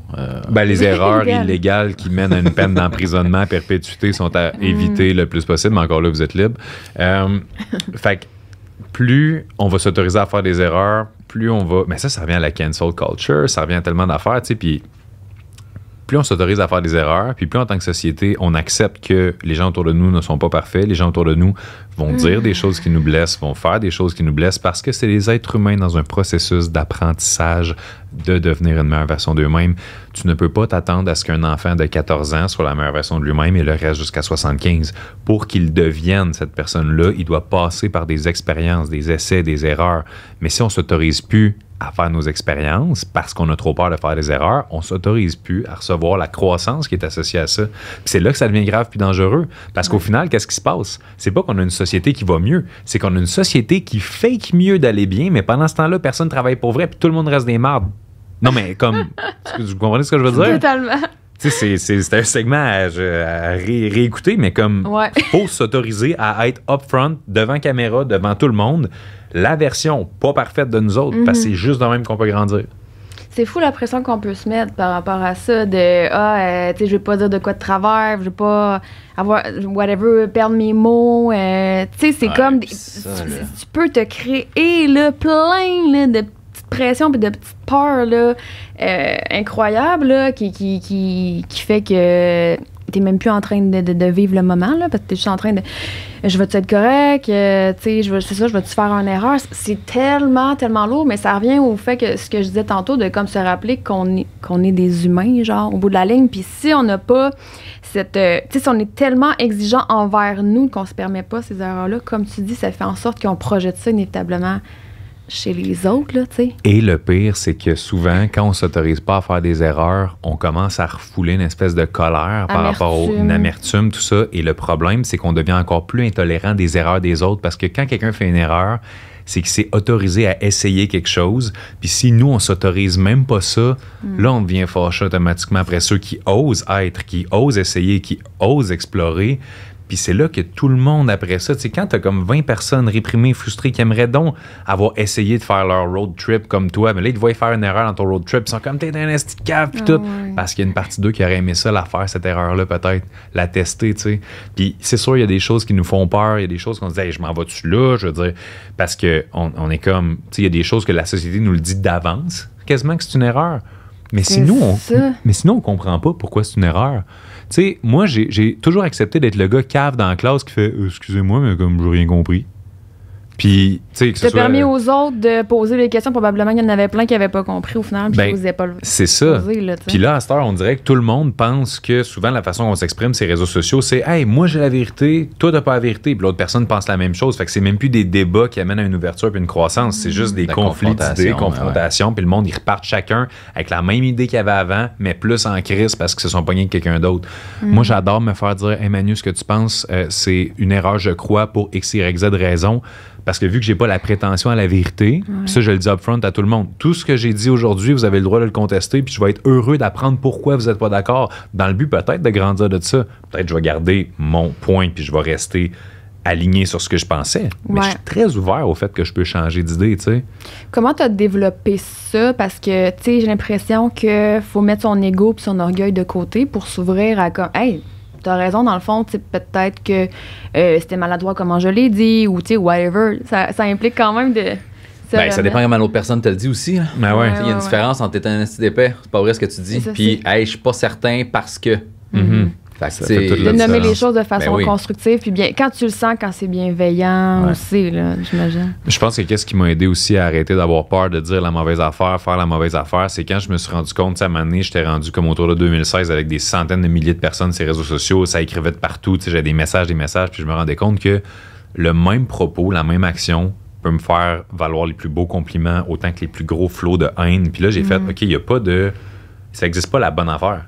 Ça n'existe pas la bonne chose. Il n'y a pas la vérité. Non, c'est ça. Mais c'est parce que chaque personne, ce que toi t'aimes, moi je l'aime pas. Ce que tu penses, ça veut pas dire que je pense la même chose. Puis c'est le même pour tout le monde. Fait que quand même, tu essaies de faire attention à ce que tu dis puis d'avoir la meilleure phrase parfaite puis le meilleur comportement. Il y en a pour qui ça va les taper ses nerfs que tu sois trop parfait. Fait qu'ils vont taillir anyway. Ben, c'est ça. Fait que ça donne rien, là. Ouais. C'est une course sans fin. Là, c'est ça. Il n'y a pas de bonne réponse. Il n'y a pas de destination finale. Il n'y a pas de tout le monde s'entend. Là, c'est ça la vérité. Parfait, on applique ça à partir de maintenant. Tu sais, je vais dire, hey, moi, je respecte vraiment les personnes âgées. Il y en a qui vont faire, c'est good de respecter les personnes âgées. Il y en a qui vont dire, pourquoi tu sens le besoin de dire que tu respectes les personnes âgées? C'est-tu parce que, tu sais, tabarnak. Tu comprends? Puis là, c'est lourd. Là, fait que comme, J'assume que ça se peut qu'il y ait des gens qui soient trigger, qui aiment pas ce que je dis, puis tout, ça fait partie de la game. Si vous êtes prêt à me le dire avec respect, je vais l'entendre, je vais l'intégrer, je vais le process, puis je vais voir si j'ai envie de changer mon fusil d'épaule par rapport à ça ou non. Avez-vous l'impression que vous, justement, parce que vous êtes authentique puis vous assumez de plus en plus comme personne, que vous dérangez... Oups! On va... Nicole, est-ce qu'on a toujours... Oh, c'est chill. Il n'y a rien que décroché. Je suis comme on va venir ici, moi. Je perds le fil. Avez-vous l'impression que vous dérangez justement de plus en plus? Plus que... Le mic dérange, là. C'est gossant, non, le monde va-tu faire? Non, ça va rien changer. Non, parce qu'il faudrait pas que le monde pense que... Non, c'est ça. Non, mais c'est agressant, là, il y a une différence, là. Non, la caméra est là, je pense pas que ça va gosser. Il va... Est-ce que vous dérangez... Oui, vous avez l'impression que vous dérangez, dans le fond, les gens par rapport au fait que vous vous assumez, justement, par rapport à votre authenticité, ou que ça confronte certaines personnes, à quelque part? Je pense pas, moi. Moi, j'ai pas eu cette impression-là. Ah ouais, mais en même temps, ma job, c'est de faire des jokes. Laisse-le, je pense que c'est chill. C'est gossant, non? Moi, ça m'énerve, là, mais bref. OK. Ben, je vais juste le flipper de même, là. Regarde, il ne bougera plus. Parfait. Non, mais moi, c'est peut-être à cause de ma job, mais je veux dire, tu m'aimes ou tu m'aimes pas. T'es faite pour gosser le monde un peu en quelque sorte. Ben dans le sens, c'est du crowd work, c'est t'attends ça. pas. Bonjour Jocelyne, ça va bien? Oui, merci, bonne fin de soirée. T'sais, il faut qu'il y ait de l'interaction. Ouais, c'est ça. OK. Dans le fond, tu cherches à avoir des réactions. Ouais, puis c'est mon style. Il y en a qui font du crowd work très positif. Moi, je suis un peu baveux. Fait que je vais te pitcher sur ta job, puis ce que tu fais, puis les réponses que tu vas me donner. Puis des fois, puis collectivement aussi, des fois, là, la joke, c'est même pas moi qui a fait. Là, je pose une question. La personne répond de quoi, puis en la disant, elle réalise, OK, là, j'ai l'air un peu épaisse ou épais. Puis là, le reste du public rit. J'ai rien dit, moi, là. J'ai juste posé la bonne question parce que la situation ou les interactions qu'on a eues jusqu'à là, tu sais. Fait que moi, je pense pas que ça trigger du monde. En tout cas, en personne, j'ai pas l'impression que je trigger les gens. Je sais, par exemple, je l'ai reçu cet été, là, il y a du monde, quand j'étais à la radio, qui m'écrivait, je taillissais sur TikTok parce que je mettais beaucoup d'impro, puis j'étais baveux. Puis le monde me trouvait arrogant, puis désagréable. Puis le gars, une couple de personnes, il y a un gars en particulier qui, à toutes les semaines, m'écrivait « Hey, je te l'ai déjà dit, mais je taillissais sur TikTok. Là, je t'écoute à la radio, fait que je t'entends parler d'autres sujets, puis d'autres trucs, puis tu sais, ton opinion sur d'autres affaires, puis j'ai acheté des billets pour ton show, puis je trouve que t'as l'air d'un Christy de bon gars, finalement, puis je t'aime bien. Fait que j'étais les premiers à te bâcher, puis là, je m'excuse, tu sais. Fait que... Mais ça dépend, c'est ça. C'est le fun d'avoir des messages de même, là. Puis il y a des trucs, tu sais, je veux dire... Moi, ma job, c'est ça, là, c'est d'être humoriste. Fait qu'au début, je mettais du crowd work juste parce que je voulais pas mettre des extraits de show. Puis j'ai un style baveux, fait que c'est sûr que ça plaît pas à tout le monde, mais ça a reach en tabarouette, puis ça a fait que je suis passé de faire 5 shows prévus à 70, là, tu sais. Fait que ça a amené cette crowd-là, si tu veux, ce public-là, puis ce succès-là. Puis ça m'a amené aussi la radio, puis d'autres choses. Mais je sais très bien qu'en personne, je suis pas désagréable, je suis pas arrogant. Je suis baveux avec les gens que j'aime, puis que je connais déjà. Mais tu sais, je vais pas envoyer promener personne que je connais pas. Je suis comme ça, je suis sympathique, puis je jase. Fait que souvent, la relation est pas la même. Fait qu'ils font OK, t'es pas de marde. Non, c'est ça, tu sais. Mais tu sais, j'ai cette confiance-là, puis je l'ai eue depuis longtemps, puis je suis à l'aise là-dedans. Si tu m'aimes pas, puis c'est pas grave, là. Tu m'aimes pas. Comment t'as fait pour cultiver ça, justement, le fait d'être à l'aise avec le fait qu'il y a des gens qui t'aiment pas, mettons? Je pense que c'est toutes les épreuves puis les échecs. Cette année, j'ai essayé d'être parfait, ça n'a pas marché. J'ai essayé de m'en foutre, puis ça n'a pas plus marché. J'ai essayé de... Tu sais, fait que tu fais, je veux juste être moi-même. Je ne vais pas la jouer trop, genre nonchalant, je m'en fous. Je vais pas essayer d'être trop parfait. Tu sais, j'ai déjà été dans une boîte de gérance qui me disait, faut que tu sois sympathique sur les réseaux sociaux. Faut que toujours... Je mettais des trucs avec mes enfants, puis je pognais les nerfs, puis... Tu sais, je disais, hey, ça me tape ses nerfs. Si t'as des kids, tu sais de quoi je parle là, quand ils font ça. Puis ils me disaient, non, c'est du positif, les réseaux sociaux. Faut que les gens soient de bonne humeur en te regardant. Faut qu'ils sourient en te regardant, qu'ils soient. Puis j'étais comme moi, mais relate en crise quand je dis ça, par exemple. C'est clair. Puis ils étaient comme, non, nous, c'est pas ça. C'est pas l'image qu'on veut de toi. Fait que ça a pas plus marché. Je vendais pas plus de billets. J'étais pas plus heureux. Puis j'avais pas plus de succès. Là. Fait que tu te faisais enligner vers quelque chose qui était faux. Ils te demandaient de stager quelque chose. Mais ouais. Puis y a-tu de quoi de plus faux que d'essayer d'avoir l'air trop de bonne humeur tout le temps, tu sais? Fait que, moi, je réussis bien. Mais y a-tu des gens, des fois, qui sont vexés par rapport à certains propos, tu sais, qu'ils le prennent personnel, mettons, je sais pas s'ils nomment des opinions, des affaires de même. ouais, mais tu sais, ça peut arriver tellement sur des trucs anodins, là, Hey, je me souviens d'un événement particulier, c'était un show corporatif, OK, dans le coin de Napierville, OK? Puis je fais des jokes, 2-3 jokes que ma fille me tape ses nerfs pour XXX raisons, OK? Et après le show, le lendemain, mon booker reçoit un message en disant « C'est inapproprié ce qu'il a dit. » Puis il a dit « C'est quoi les jokes? » C'est des trucs de base, là, que ça me tape ses nerfs, qu'elle essaie de mettre ses souliers tout seul, puis elle n'est pas capable, puis elle traîne de la marde dans la maison avec ses bottes, là. C'est juste ça, genre. Puis là, la madame, elle dit c'était inapproprié parce que le couple à côté de moi, ils ont perdu leur enfant. Okay. Puis là, le booker fait, mais ouais, il les a pas envoyé chier, ça fait même pas, tu peux pas savoir ce que tout le monde vit là, dans la salle, t'as 200 personnes, tu sais. Fait que moi, j'enregistre tous mes shows, fait que j'ai dit, on peut écouter, là, tu peux écouter le show complet, les réactions, il y a personne qui s'est offusqué pendant le show, là, hein, puis là, lui, il a pris mon bar, puis moi aussi, j'étais comme, mais c'est sûr que si t'as perdu ton enfant, que je dise que je les aime ou que je les haïs, ça va te faire brailler. C'est clair. Tu viens de le perdre, c'est sûr. Ouais, je peux dire que j'haïs les chiens, si t'aimes les chiens, tu vas être en crise après moi, tu sais, c'est basic, là, on s'entend, là. Je tripe sur le kombucha. Non, c'est l'arnaque d'affaires naturelles, ça. Tu sais, n'importe quoi peut trigger quelqu'un. Fait qu'à un moment donné, il faut que tu t'en sacs, là. Puis le problème avec ça, c'est que qu'on dise n'importe quoi ici aujourd'hui, la vie est tough. Fait que si nous, je suis le seul qui entend un gros bruit. Il y a monsieur qui drille, je sais pas. Je pense pas que les gens tu vois, la vie est dure. Lui. Il y en a qui travaillent plus fort que nous autres. Puis, parce qu'au début, on aurait dit que c'était comme un bon sel qui vibre. Ouais. Ou j'aurais pensé genre une espèce de gaz étiré aussi, peut-être.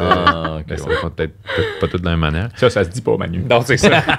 Mais l'affaire, c'est que si on commence à faire trop attention aux triggers de tous et chacun, on n'apprend pas à personne à être résilient, à être fort, à défendre leur opinion dans le respect. On fait juste comme faire « Oh mon Dieu, oui, mais est-ce que ça c'est correct? Est-ce que c'est dit de la bonne manière? Est-ce que je peux vraiment plus prendre soin de toi? Est-ce qu'il y aurait... » Tu sais, est-ce que je peux t'aider à comprendre ce que j'ai dit d'une manière moins offensante pour toi afin que tu réussisses à être vraiment dans la douceur par rapport à mon propos parce que je veux tellement pas te faire de mal, puis tu sais que je t'aime tellement. Ça va trop loin. Puis, tu sais, Mike l'a pas eu facile, je l'ai pas eu facile, puis aujourd'hui, c'est un des plus beaux cadeaux que la vie m'a fait. C'est justement toutes ces claques d'en face-là parce que ça m'a rendu extrêmement fort. Fait que les autres choses qui se passent dans ma vie, je suis capable d'en prendre, tu sais. Puis ça, c'est un cadeau que j'échangerai jamais.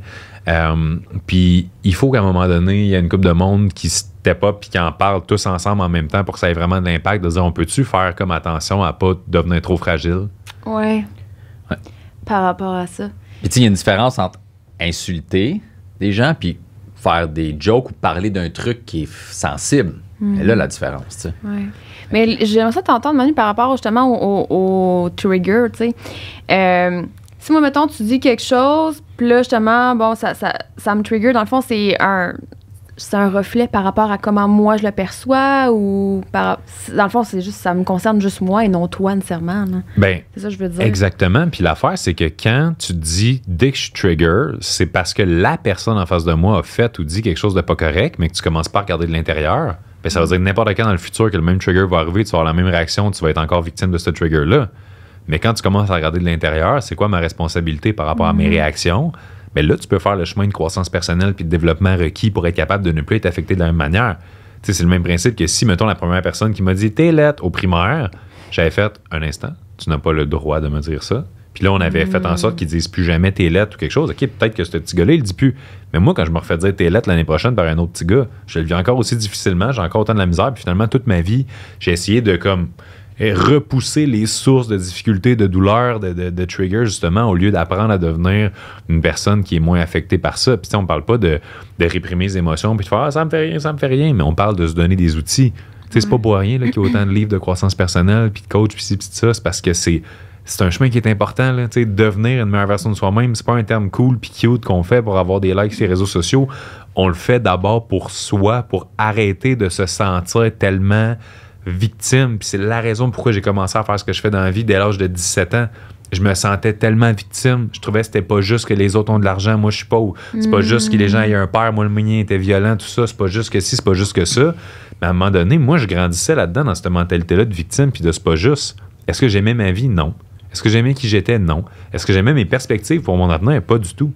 Puis le jour où j'ai commencé à réaliser que j'ai une responsabilité, moi, là-dedans. Puis je peux pas contrôler ce que le monde me dise. Je peux pas contrôler nécessairement les événements ou quelque chose, mais je peux contrôler mon monde intérieur. Comment je perçois les choses. Tu sais, combien de personnes, mettons, là, on va se dire les vraies affaires. Elle est super belle, cette robe-là.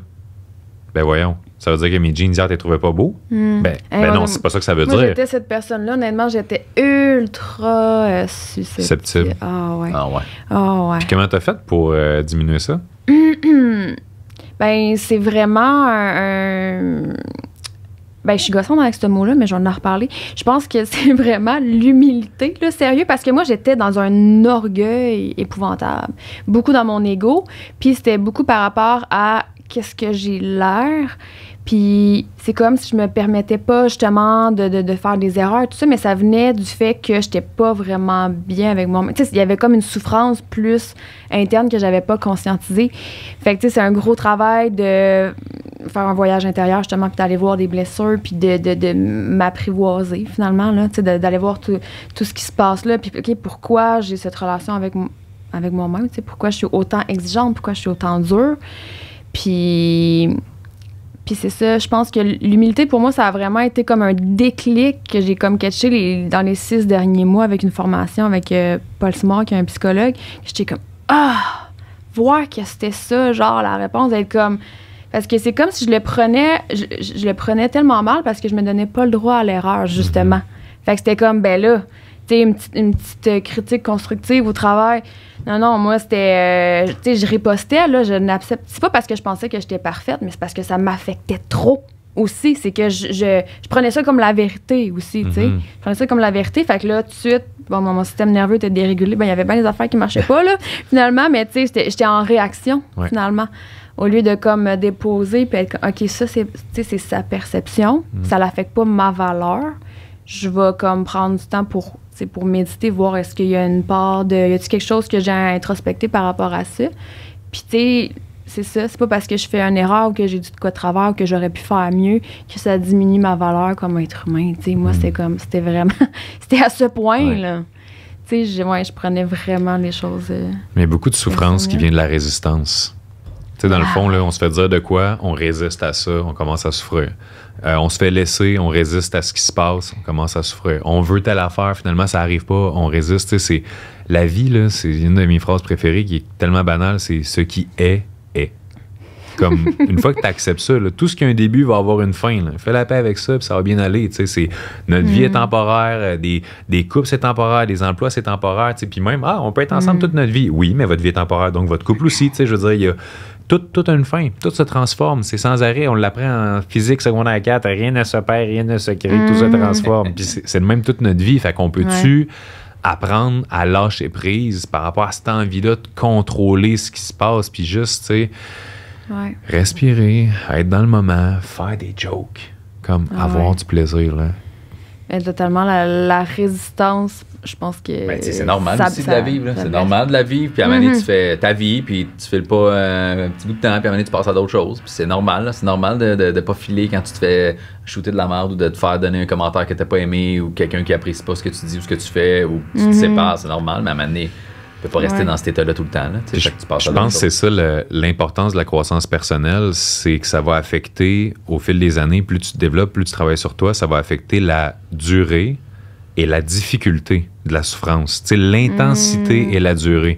Fait que mettons, là, t'apprends que tu te fais tromper, mais ça se peut que tu en souffres énormément pendant 3 mois, ou ça se peut que tu en souffres beaucoup pendant 2 mois, ou ça se peut que tu en souffres un peu pendant 1 semaine, mais tu sais, ou ça se peut que tu te fasses tromper tout le temps, fait que à chaque fois, c'est moins bien. À chaque fois, c'est ça. Tu t'habitues à m'amener. mais littéralement, les épreuves qu'on va vivre, que ce soit dans un couple, en business, dans la vie de tous les jours, éventuellement, tu sais, il y a des affaires aujourd'hui qui m'arrivent que je suis capable de les prendre quasiment comme de l'eau sur le dos d'un canard. Puis je le sais que le Manu d'il y a 10 ans aurait été détruit pendant 2 mois, là, puis il aurait eu de la misère à sortir de chez eux, puis... Ben là, justement, on a vu d'autres à m'amener, puis on le sait que, regarde, c'est pas la fin de notre vie, il y a d'autres épreuves qui s'en viennent, puis it's OK. C'est comme si on a comme une perception erronée de l'accumulation des moments de difficulté ou de souffrance dans notre vie, puis l'image que j'aime souvent donner, c'est que, tu sais, exemple, si, on va dire de 20 ans à 40 ans, là, tu vis 15 épreuves majeures, OK? Mais qu'est-ce qui se passe, c'est qu'à chaque nouvelle épreuve majeure, t'es de plus en plus en mode, tabarnak, la vie, peux-tu me lâcher?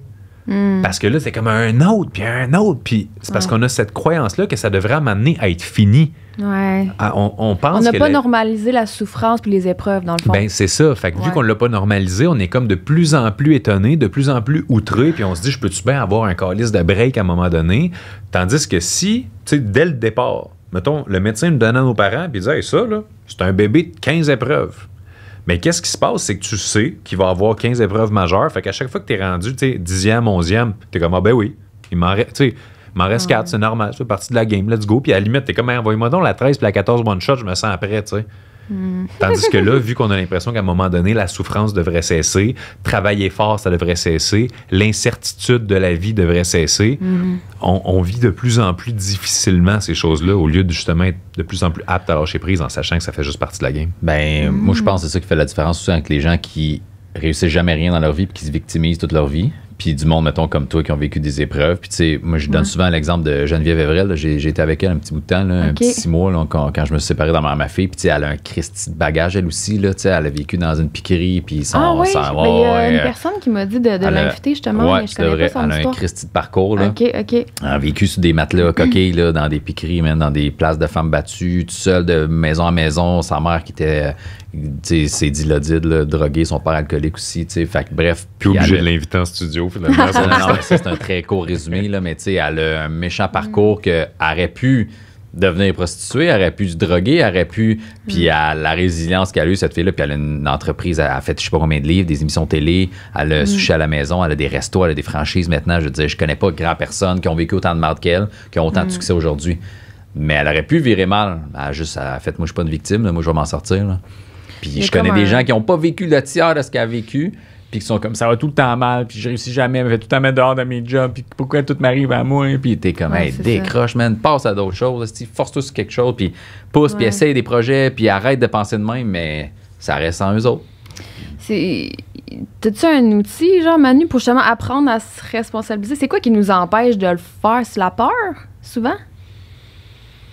Il y a tellement de raisons qui empêchent les gens de sortir d'un mindset de victime. Ben, c'est parce que quand tu souffres, c'est difficile aussi d'avouer que tu as une part de responsabilité dans ta souffrance. Moi, je me mets à ma place, finalement, dans le sens que, moi, c'était ça. Puis moi, j'ai un déclic en plein podcast. J'étais comme, je viens de manger une petite claque, ça gueule, live. C'est quand même récent. C'est dans la dernière année, j'étais comme... T'es-tu en train de me dire que j'ai un podcast dans lequel je parle de santé mentale puis je me victimise, tabarnak? Puis là, genre, je suis restée avec ça, mais on n'a pas parlé live. Puis j'étais comme, ben, voyons. Tu sais, je n'aurais pas cru. Mais souvent, c'est ça, c'est que t'as pas conscience que tu te victimises. Fait que, tu sais, ça prend un certain temps. Tu sais, chacun son développement. Moi, j'ai l'impression que quand t'es là-dedans, tu le sais pas, tu sais, fait que ça te prend des fois un déclic ou quelque chose qui fait que... Des outils, un podcast, ce qu'on fait en ce moment, combien de personnes à un moment ou à un autre de l'émission d'aujourd'hui vont avoir eu un déclic quelconque, tu sais, moi, mon premier déclic, ça a été un livre, puis après ça, ben, le deuxième livre, troisième livre, puis à chaque nouvelle expérience, chaque nouvelle rencontre, chaque nouvelle relation, tu sais, t'as des déclics différents. Je pense que c'est aussi de pas chercher justement cette fameuse solution. Tu sais, s'il existait la pilule qui fait que le développement personnel, genre, prends ça, il est fait, ton développement personnel. T'es mature, t'es sage, t'es aligné, t'es équilibré, tu sais, tout le monde le ferait. Mais c'est parce qu'il faut accepter que c'est un processus aussi. Là. Fait quelqu'un qui est comme, moi, je me sens tellement comme une victime, comment je peux faire, guys? Ben, c'est de réussir une petite ressource à la fois, à avoir une petite amélioration à la fois, puis juste de jamais perdre espoir. Ou de jaser avec des gens qui ont vécu aussi. Ouais. Des trucs du genre. Tu sais, comment tu en es sorti, toi? Ça sert à ça, là? Parce que c'est vrai qu'être exposé à quelqu'un qui a à peu près un parcours similaire au tien, mais qui s'en est sorti totalement différemment, ben déjà, ça ouvre à des nouvelles possibilités de « Hey, c'est vrai. » Puis ça, c'est drôle. C'est une des choses que je me suis fait dire en conférence dans mes débuts. Parce que, tu sais, j'étais un gars ordinaire, puis, je veux dire, il y a du monde qui me voyait sur scène, puis t'es comme « Toi, là, si tu peux être là devant tout le monde, puis faire une conférence devant 300 personnes, t'as rien de spécial. Moi aussi, je suis capable. » Puis j'étais comme « Merci pour c'était un compliment. Ben oui, c'est vrai. T'es comme, c'est vrai que j'ai rien de spécial, mais comme, tant mieux, je t'ai donné espoir, parce que c'est vrai que, tu sais, mettons aujourd'hui en coaching, super efficace avec mes clients, puis tout. Mes 500 premiers clients, ça a été gratuit. Parce que justement, j'ai pas la prétention de dire hey, je suis meilleur au monde. Ben non, je commence. Je sais pas exactement ce que je fais. Des essais-erreurs. Des fois, je me sens bon. Des fois, je me sens pas bon. Des fois, il faut que j'aille chercher d'autres ressources. Mais t'essayes, tu fais. Puis c'est ça l'affaire. Il faut faire. Tu sais, combien de jokes t'as fait dans ta vie? Je veux dire, que tu t'es planté ou que ça n'a pas marché. Ben puis t'as appris de ça. C'est ça. D'une situation à l'autre aussi, les mêmes jokes dans un contexte complètement différent peuvent ne pas marcher du tout. Puis ils peuvent choquer plus de monde. Puis là, tu peux faire j'aurais peut-être dû réfléchir à mon affaire. Puis ça s'appliquait pas dans le contexte. Puis c'est de ma faute. Puis des fois, non, c'est pas de ma faute. Mais tu sais, c'est ça. Mais il faut être à l'aise avec le fait d'être débutant aussi. Puis de commencer, là. Commencer quelque part.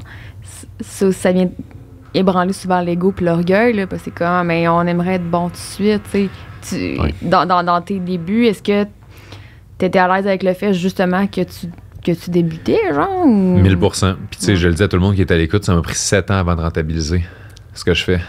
7 ans. Merci d'en parler. À pas être profitable, à juste comme essayer de me dire, ces années-ci servent à devenir meilleur. Puis oui, j'avais hâte, là. Tu sais, j'étais pas comme tout le monde. Je suis pas pressé. Je suis bien avec mon 15 000 par année. Non, j'étais pas de même. Je voulais. Puis c'était littéralement ça. Là. Moi, jusqu'en 2014, j'ai fait 15 000. Ma meilleure année à vie jusqu'en 2014, c'était 15 000 par année.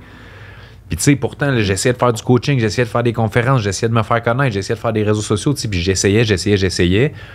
Mais c'est parce qu'à un moment donné, j'ai entendu une phrase, puis c'était « N'abandonne jamais un rêve à cause du temps que ça va prendre pour le réaliser, parce que le temps va passer de toute façon. » Fait que tu sois en train d'essayer, en étant pas bon, de faire quelque chose qui te tient vraiment à cœur, ou que tu sois en train d'avancer dans la vie en faisant totalement autre chose qui te tient pas à cœur, puis en étant peut-être même pas bon non plus là-dedans, tant qu'à ça, poursuis ton rêve. T'aimes-tu mieux réaliser un rêve dans 15 ans ou jamais? C'est dans 15 ans la réponse. Faut normaliser les... J'ai cru juste voir si on l'entend. Ah mon Dieu, je pense. Vas-y. Faut normaliser les sacrifices, dans le fond, aussi, dans le sens que souvent, on voit juste le succès de la personne. Puis non, plus ou moins, en petit bruit de fond. On voit juste c'est ça, la réussite de la personne, mais on voit pas comme tout le chemin parcouru, tu sais. Fait que j'ai l'impression que... En fait, c'est très important qu'il y a des gens comme toi, justement, qui a atteint un certain succès, puis tout, qui disent « OK, mais faut pas que tu penses que j'ai fait ça en 2 minutes, là? Genre, moi, je suis arrivée, puis que tous les clients, on courait après moi. » Ben non, mon Dieu, au début, là, tu sais, littéralement, mes premiers... Je peux même pas appeler ça des clients en coaching, ça serait quasiment une disgrâce, mais moi, je me promenais à l'université, là, puis j'allais dans la cafétéria, puis je spottais le monde assis tout seul qui avait l'air triste. J'allais m'asseoir à côté d'eux autres, puis j'étais comme « Salut, tu me connais pas, je m'appelle Manu, je trouvais que tu avais l'air décalisse. Si j'ai mis à quoi que ce soit que je peux faire pour toi, tu as besoin de parler anything, man, tu comptes sur moi. » C'est fou, hein? Puis littéralement, là, je veux dire, c'est pas ça du coaching, mais c'est ça de care pour un autre humain, puis de vouloir être là, puis de prendre le temps de l'avoir, cette conversation-là, puis de faire what the fuck, t'es qui? Je sais pas, on s'en fout, it's about you. Genre, je peux-tu faire quelque chose pour t'aider? Est-ce que, genre, ça tu bien, c'est-tu tes études qui te stressent? Puis là, finalement, tu jases avec des inconnus parce que tu cares pour vrai. Puis là, tu apprends toi aussi de ces conversations-là. Puis tu développes ta sensibilité, tu développes ton écoute, tu développes ton empathie.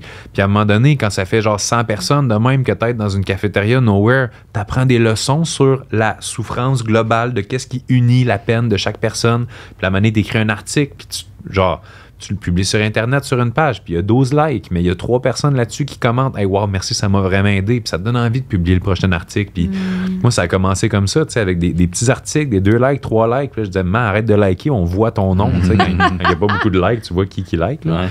Puis là, éventuellement, ben c'est devenu un petit peu plus de gens, puis... Éventuellement, là, j'ai juste j'ai transféré parce qu'au début, ma page, c'était Manu Lemay, écrivain. Je faisais que de l'écriture sur Internet. Oh ouais. Putain! Ben oui, écrivain. Je sais, diantre.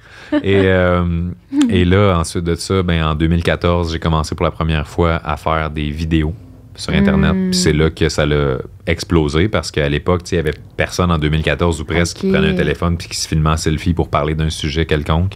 Fait que là, ça m'a apporté vraiment une belle visibilité puis j'ai pu aider beaucoup plus de personnes. Mais tu sais, qui aurait su que mon overnight success après 7 ans, ce serait grâce au fait qu'au lieu d'écrire puis ça me prenne des heures d'articles et tout ça, j'ouvre mon cell, je filme 3 minutes, je regarde même pas la vidéo avant de la publier, là. Pas de montage, rien. Je viens de me lever, j'ai les cheveux comme un... Ben, tu sais, aujourd'hui, j'assume bien plus que mes cheveux sont focales. Mais là, tu sais, littéralement, j'ai encore des crottes de yeux, je viens de me lever. J'ai hey, gang, vous pensez à ça, l'amour, des fois, nanana. Publie ça en ligne, 300 000 vues, 10 000 likes, là, je tabarouette. Mais c'est ça, ça a été comme overnight, mais pas overnight en même temps. Ouais. Puis, est-ce que tu souffrais un peu de la comparaison à ce moment-là, genre? Puis moi, je suis curieuse aussi de savoir, toi, dans tes débuts, genre, est-ce que justement tu le filais, là, tu sais, finalement, que tu startais dans ce milieu-là puis t'avais tout à apprendre ou t'essayais de jouer la carte? Genre fake it till you make it. Ouais, genre. Ouais. Non, j'ai fait ça. Moi, souvent, fake it till you make it. Ah, ouais. Mais tu sais, c'est ça revient. Je l'ai dit tantôt un peu, mais j'étais naïf. Puis moi, tu sais, vu que je suis parti chez mes parents tôt puis que j'avais pas le choix de gagner ma vie, tu sais, ben, j'avais pas d'autre option. Il faut que je réussisse.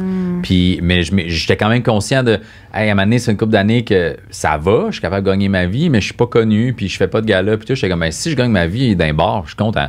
Jusqu'à temps que j'ai un enfant, là, je fasse, ouais, j'aime ça les bars, mais j'aime ça faire des salles aussi, puis d'autres trucs, puis un peu de télé. Là, j'ai décroché de la pub, je suis comme, OK, ça débouche tranquillement. Mais là, c'était pas assez, je voulais d'autres choses, tu sais. Mais j'étais conscient que je commençais, puis tu sais, mais j'étais naïf aussi dans ma tête, comme, c'est sûr, je vais réussir. Depuis que j'étais jeune, depuis que j'ai commencé à faire moi, je suis comme c'est sûr, je vais réussir. Puis tu sais, le succès est relatif là, dans le sens que si peut-être des gens qui écoutent puis sont comme je sais pas c'est qui Mike, puis mais ils connaissent Phil Roy, puis on n'a pas le même succès, puis oui, il fait plus, on sait c'est qui, il est plus connu, mais ça veut-tu dire que je réussis pas? Ben non, tu sais. Ça veut pas dire que des humoristes moins connus que moi encore réussissent pas, tu sais.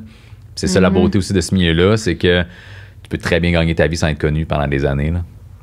Fait que, tu sais, moi, j'étais comme, moi, si je gagne ma vie, c'est ça qui est important. C'est juste ça que je veux faire dans la vie. C'est comme s'il faut. Je pense que c'est important de définir sa propre définition du succès, dans le sens de ne pas se la faire imposer. Mais d'accepter aussi que notre définition du succès n'a pas à être finale. Puis, tu sais, des fois, on se met beaucoup de pression sur. C'était censé être ça, c'était ça le plan que j'avais fait, c'était ça l'objectif que j'avais. Tu sais, si t'es pas capable de trouver ta mission de vie, là, trouve ta mission de l'année. Puis si c'est trop gros, trouve ta mission du trimestre, trouve ta mission du mois, trouve ta mission de la journée. Comme peut-être que ta mission aujourd'hui, là, c'est de tondre ton gazon puis de réussir à t'habiller, d'appeler un ami et de dire tu l'aimes. C'est ta mission de la journée. Go, fais-la, vis ta best life. Puis le lendemain, tu réfléchiras à comment tu te sens par rapport à ça. As-tu envie de refaire la même journée, une journée différente? Qu'est-ce que t'ajustes? Puis on se met tellement de pression parce que justement, on regarde sur Internet. 300 000 personnes qui ont toutes figure out, plus de problème, non, ça va bien. Fait que c'est sûr qu'on se compare, qu'on se tape sa tête, qu'on a l'impression qu'il faut donc être parfait tout de suite, même pas tout de suite. Hier, on est en retard, c'est la perfection, tu sais. Puis c'est ce qui est dommage en quelque sorte, mais comme, tu sais, moi, mettons, mes objectifs dans la vie, c'est même pas des objectifs dans le futur, c'est des façons d'être que je peux actualiser dans mon présent. Fait que j'ai comme 4 grandes catégories dans la vie qui sont corps, carrière, conscience, contact. Puis mes objectifs de vie sont tous... Genre, aujourd'hui, je vais réussir ma mission de vie. Pourquoi? Parce qu'au niveau mindset, je vais me réveiller en feu, je vais m'endormir en paix. Au niveau de mon corps, je veux travailler fort pour être aussi inspirant extérieurement qu'intérieurement. Fait que j'étais allé au gym avant de venir ici. Au niveau de mes relations, que ce soit amoureux, peu importe, social, amical, moi, je veux incarner l'amour sous toutes ses formes. Fait que, tu sais, je veux aider les gens justement à ressentir cette vibe-là de « Hey, ils sont aimés, ils sont importants. Puis au niveau professionnel, ma mission que je peux faire tous les jours, c'est je veux faire en sorte que chaque personne qui croise ma route, que ce soit virtuelle, présentielle, reparte plus libre et heureuse. That's it. Puis tu sais, du monde qui écoute ça et qui font « Tabarnak, ça fait du sens. » Mais c'est simple en même temps. Tu sais, c'est ça ma vie, littéralement. Tu veux être tout Manu dans 3 mois, 4 mois, je m'en calisse, mais je veux encore incarner ce que je viens de te dire en ce moment. C'est comme tu as défini tes principes de vie, si je peux dire, puis à partir de ces principes-là, tu déploies des actions concrètes. Je me suis concentré sur décider quel genre de voyageur je veux être pendant la vie. Non pas ta destination. Exactement. Parce que je m'en aille... déclic, merci. Ça fait plaisir. Ça fera 500 $. Aïe, aïe. Mais j'aime ça, c'est parce que je pense que ça explique pourquoi qu'on se fait souffrir des fois puis qu'on se met autant de pression. C'est que c'est comme on focus sur un résultat, c'est ça. Au lieu de comme j'adore ça. Fixer des non, mais, on voit que ça c'est parce que je me le répète pour non mais tu sais des fois en podcast je suis comme vu que je jase en live, ça rentre pas mais j'ai comme besoin de me le répéter pour me l'imprégner pour de vrai que les gens comprennent aussi genre la profondeur de ce qu'ils viennent de se dire, tu sais, puis de l'appliquer là, tu sais, pas rien que c'est ben oui, je le sais mais tu sais je trouve des fois c'est ça reste au niveau du mental mais de comme c'est intellectualisé, c'est ça, mais c'est pas comme vécu vraiment au ressenti. Là. C'est ça, de le ressentir, de comme établir des principes, mais suite à ces principes-là, c'est comme établir qu'est-ce qui est le plus important selon tes valeurs, dans le sens, tu les as pas bâtis en fonction du regard externe. Il n'y a pas de validation externe par rapport à ça. Tu l'as construit par rapport à qui tu es, ce que tu veux Qu'est-ce qui me fait filer bien? sais, pourquoi je t'ai mis avec Mike? Je me sens bien avec ce gars-là. On partage des kombucha. On partage des kombucha. On partage beaucoup de choses. On s'aime énormément. Hey, je pense qu'on achève. Ouais, on close ça, J'ai mais réservé l'autre heure après. t'as dit tantôt, ça m'a comme allumé une petite coche, t'as dit tantôt que tu sentais que t'étais peut-être pas 100% aligné en ce moment. Puis j'aimerais ça vous demander, est-ce que vous êtes du genre à avoir des... Ben, j'imagine que vous vous remettez en question, là, parce que c'est comme une façon de... jamais... une façon d'évoluer, mais est-ce que vous avez des petites crises existentielles, des fois, par rapport à, justement, qui je suis, qu'est-ce que je veux? C'est des choses que, tu sais, vous renouvelez régulièrement? Ben, je pense que oui, inconsciemment, là, à chaque fois qu'il y a un défi ou une épreuve ou un moment que tu fais, pourquoi je me sens pas bien, qu'est-ce qui se passe, qu'est-ce que je veux. Moi, je suis moins capable de le verbaliser comme Manu. On dirait que je le sens, puis là, ça peut me prendre du temps à faire qu'est-ce qui m'énerve, qu'est-ce que j'aime pas, si-tu le rush de travail, si-tu l'horaire, si-tu mes relations, qu'est-ce qu'il y a. Puis j'ai réussi à le régler de la façon que moi je trouve qu'il est correct de le régler, mais c'est ça, peut-être que je le verbalise moins bien, fait que des fois, ça me prend du temps à allumer, là. Puis là, à un moment donné, je réalise, je fais, c'est ça qui m'énerve. Mais tu sais, mettons, dans mes relations personnelles, j'ai la chance d'avoir une blonde qui parle beaucoup aussi, puis on se parle pas mal. Fait que tu sais, il y en a plein des périodes, ça va moins bien, là. Puis moi, à chaque année, là, une fois par année, on dirait que j'ai besoin d'être tout seul, vraiment, là. J'ai 2 enfants, 10 ans de différence, j'ai ma blonde qui travaille tout le temps en télétravail, puis j'aime avoir la maison, moi, tout seul, j'aime être ailleurs tout seul. Puis là, je suis dans une période comme ça, tu sais. Puis j'ai dit, j'ai hâte que tu t'en ailles là, avec le petit, puis ma fille, elle va être avec moi une semaine sur 2, mais en vacances, tout seul, j'ai hâte de vivre ça, tu sais. Juste parce que ma job est d'être devant les gens. Quand je vais à des événements, je suis avec des gens, puis j'aime ça, mais à un moment donné, j'ai un besoin d'une pause de ça. Ouais. Puis quand j'arrive à la maison, même si c'est ma famille, puis on est juste 4, j'ai besoin d'une pause de tout le monde. J'ai besoin de plus me fâcher avec les souliers devant la porte, puis de la vaisselle de trop qui m'énerve, puis la serviette humide sur le lit. Je veux être seul chez nous, arriver après un show, écouter de la musique tranquille, me coucher à l'heure que je veux, me lever à l'heure que je veux, gérer mon horaire moi-même pendant une petite courte période de temps. C'est tellement sain, là. Moi, j'ai même pas d'enfant, puis j'ai ce besoin-là, particulièrement depuis que, justement, là, je tisse une relation avec moi-même puis que je fais du développement personnel. J'ai ce besoin-là d'avoir du temps tout seul parce que, tu sais, quand tu partages tout le temps ta vie avec quelqu'un, comme tu dis, télétravail maintenant, ben, tu sais, je veux dire, l'énergie de la personne ne veut pas, tu sais, c'est ça, là, tu y jases, tu fais pas comme si elle n'est pas là. Fait que des fois, ça te déconnecte un peu de toi-même.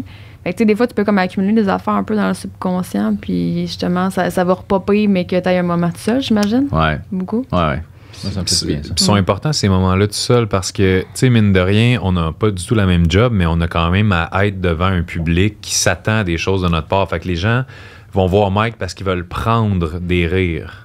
Moi, ils viennent me voir parce qu'ils veulent prendre de l'inspiration, des prises de conscience. Fait que, tu sais, c'est très rare que quelqu'un va venir vers nous en mode don, en mode offrir. Tu sais, souvent, c'est parce qu'il y a une attente envers nous. Fait que, tu sais, nous autres, veut pas, même si on est très authentique, si on est toujours dans le don, tu sais, du don de rire ou du don de soi, ou tu sais, c'est quand même drainant puis épuisant. Puis, tu sais, juste comme hier, quelqu'un m'écrit sur Instagram, « Hey Manu, je peux-tu juste t'appeler un petit 5 minutes? J'aurais une question par rapport à telle situation. » Puis je suis comme... Je ne peux pas. Juste ton petit 5 minutes, si tu es la 400e personne qui me demande ça cette semaine, est-ce que tu réalises 400 fois 5 minutes, ça donne quoi? J'ai plus le temps d'aller au gym si je fais ça. J'ai plus le temps de rien, là. Fait que, tu sais, c'est de prendre ces moments-là pour nous. Puis... établir tes limites, finalement, parce que... Ben, c'est ça. Comme, tu sais, mettons, Mike aurait aimé mieux être tout seul aujourd'hui au lieu d'être ici avec nous. Puis là, il n'a pas mis ses limites. Fait que, on va travailler ça en coaching. En plus, il faut qu'on ait dîné. Je t'aime super bien. Tu sais, je m'exprime pas aussi bien que Manu. Tu es un de mes amis qui verbalise très bien. Tu sais, ça prend un petit délai, mais après, ouais. Non, mais on dirait que je suis peut-être moins rapidement conscient que toi de quand je vis de quoi, pourquoi je le vis. Pas pourquoi je le vis, mais qu'est-ce qui fait que je me sens pas bien dans cette situation-là. Ça me prend plus de temps. C'est pas que je le verbalise pas bien, mais c'est que je commence. C'est quoi? J'ai de la misère à le centrer, mais à un moment donné, Mais je comprends ce que tu veux dire. Ouais, des fois, c'est juste un genre d'inconfort, une petite anxiété. Puis c'est ça. Des fois, ça aussi, on peut pas vraiment précipiter ça. Là. C'est comme... Des fois, on n'est juste pas prêt à faire face aussi, en fait. Là. Ouais. Puis, crise existentielle, tu parlais, ça nous arrive. Mais je te pose cette question-là parce que, il me semble, récemment, dans tes stories, tu parlais peut-être... La fois que j'étais sur le pont puis je disais, je suis plus sûr de rien. Non, mais cette story-là, je l'ai pas publiée. Tu parlais peut-être de partir en voyage ou... Ouais, c'est ça. Ben, tu sais, c'est toujours, est-ce que je manque ou est-ce que j'explore, je voyage, tout ça. Mais est-ce qu'on est reconnu là-dedans?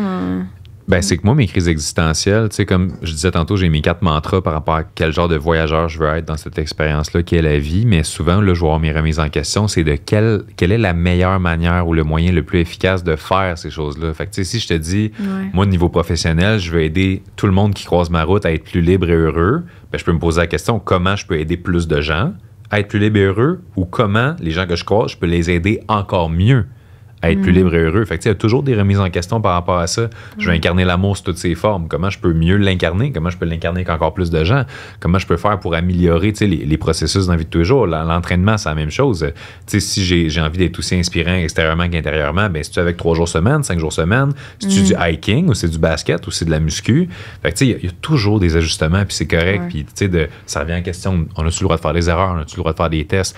Fais-en des tests, là, ajuste-les ton horaire, fais tes affaires, fais tes expériences. C'est ça la croissance personnelle, dans le fond. C'est genre, do something, puis apprends de ça. C'est l'exploration de la vie, au final. Tout à fait. L'exploration de soi. Hey, on close ça, mais... Pas craindre, ça vient de même. Je veux que vous pluguiez vos projets personnels, mais... J'ai une autre question, sorry. Parce que tu parles beaucoup d'amour. Je suis curieuse de savoir... D'où te vient ce désir-là, justement, de donner plus d'amour? Est-ce que ça vient d'un manque d'amour envers toi-même que tu as eu avant? Est-ce que... Quoi ton problème? C'est tout le temps qu'on avait, merci. Tu t'attendais pas à cette question? Ben non, toi. Hein? Reverse, tu sais, comme... mon envie, en fait, c'est drôle, hein, mais c'est parce que la chose qui me fait le plus peur dans la vie, là, c'est de trop tomber dans le côté « bon, ça y est, Jésus ». Tu sais, parce que veux pas, là, dans... Je trouve pas que tu dégages pas en tout, mais... Non, t'es sûr? Même pas mes sandales, mais... La toge. Ouais, non, mais moi, je connecte à 100% à cette mission-là, là.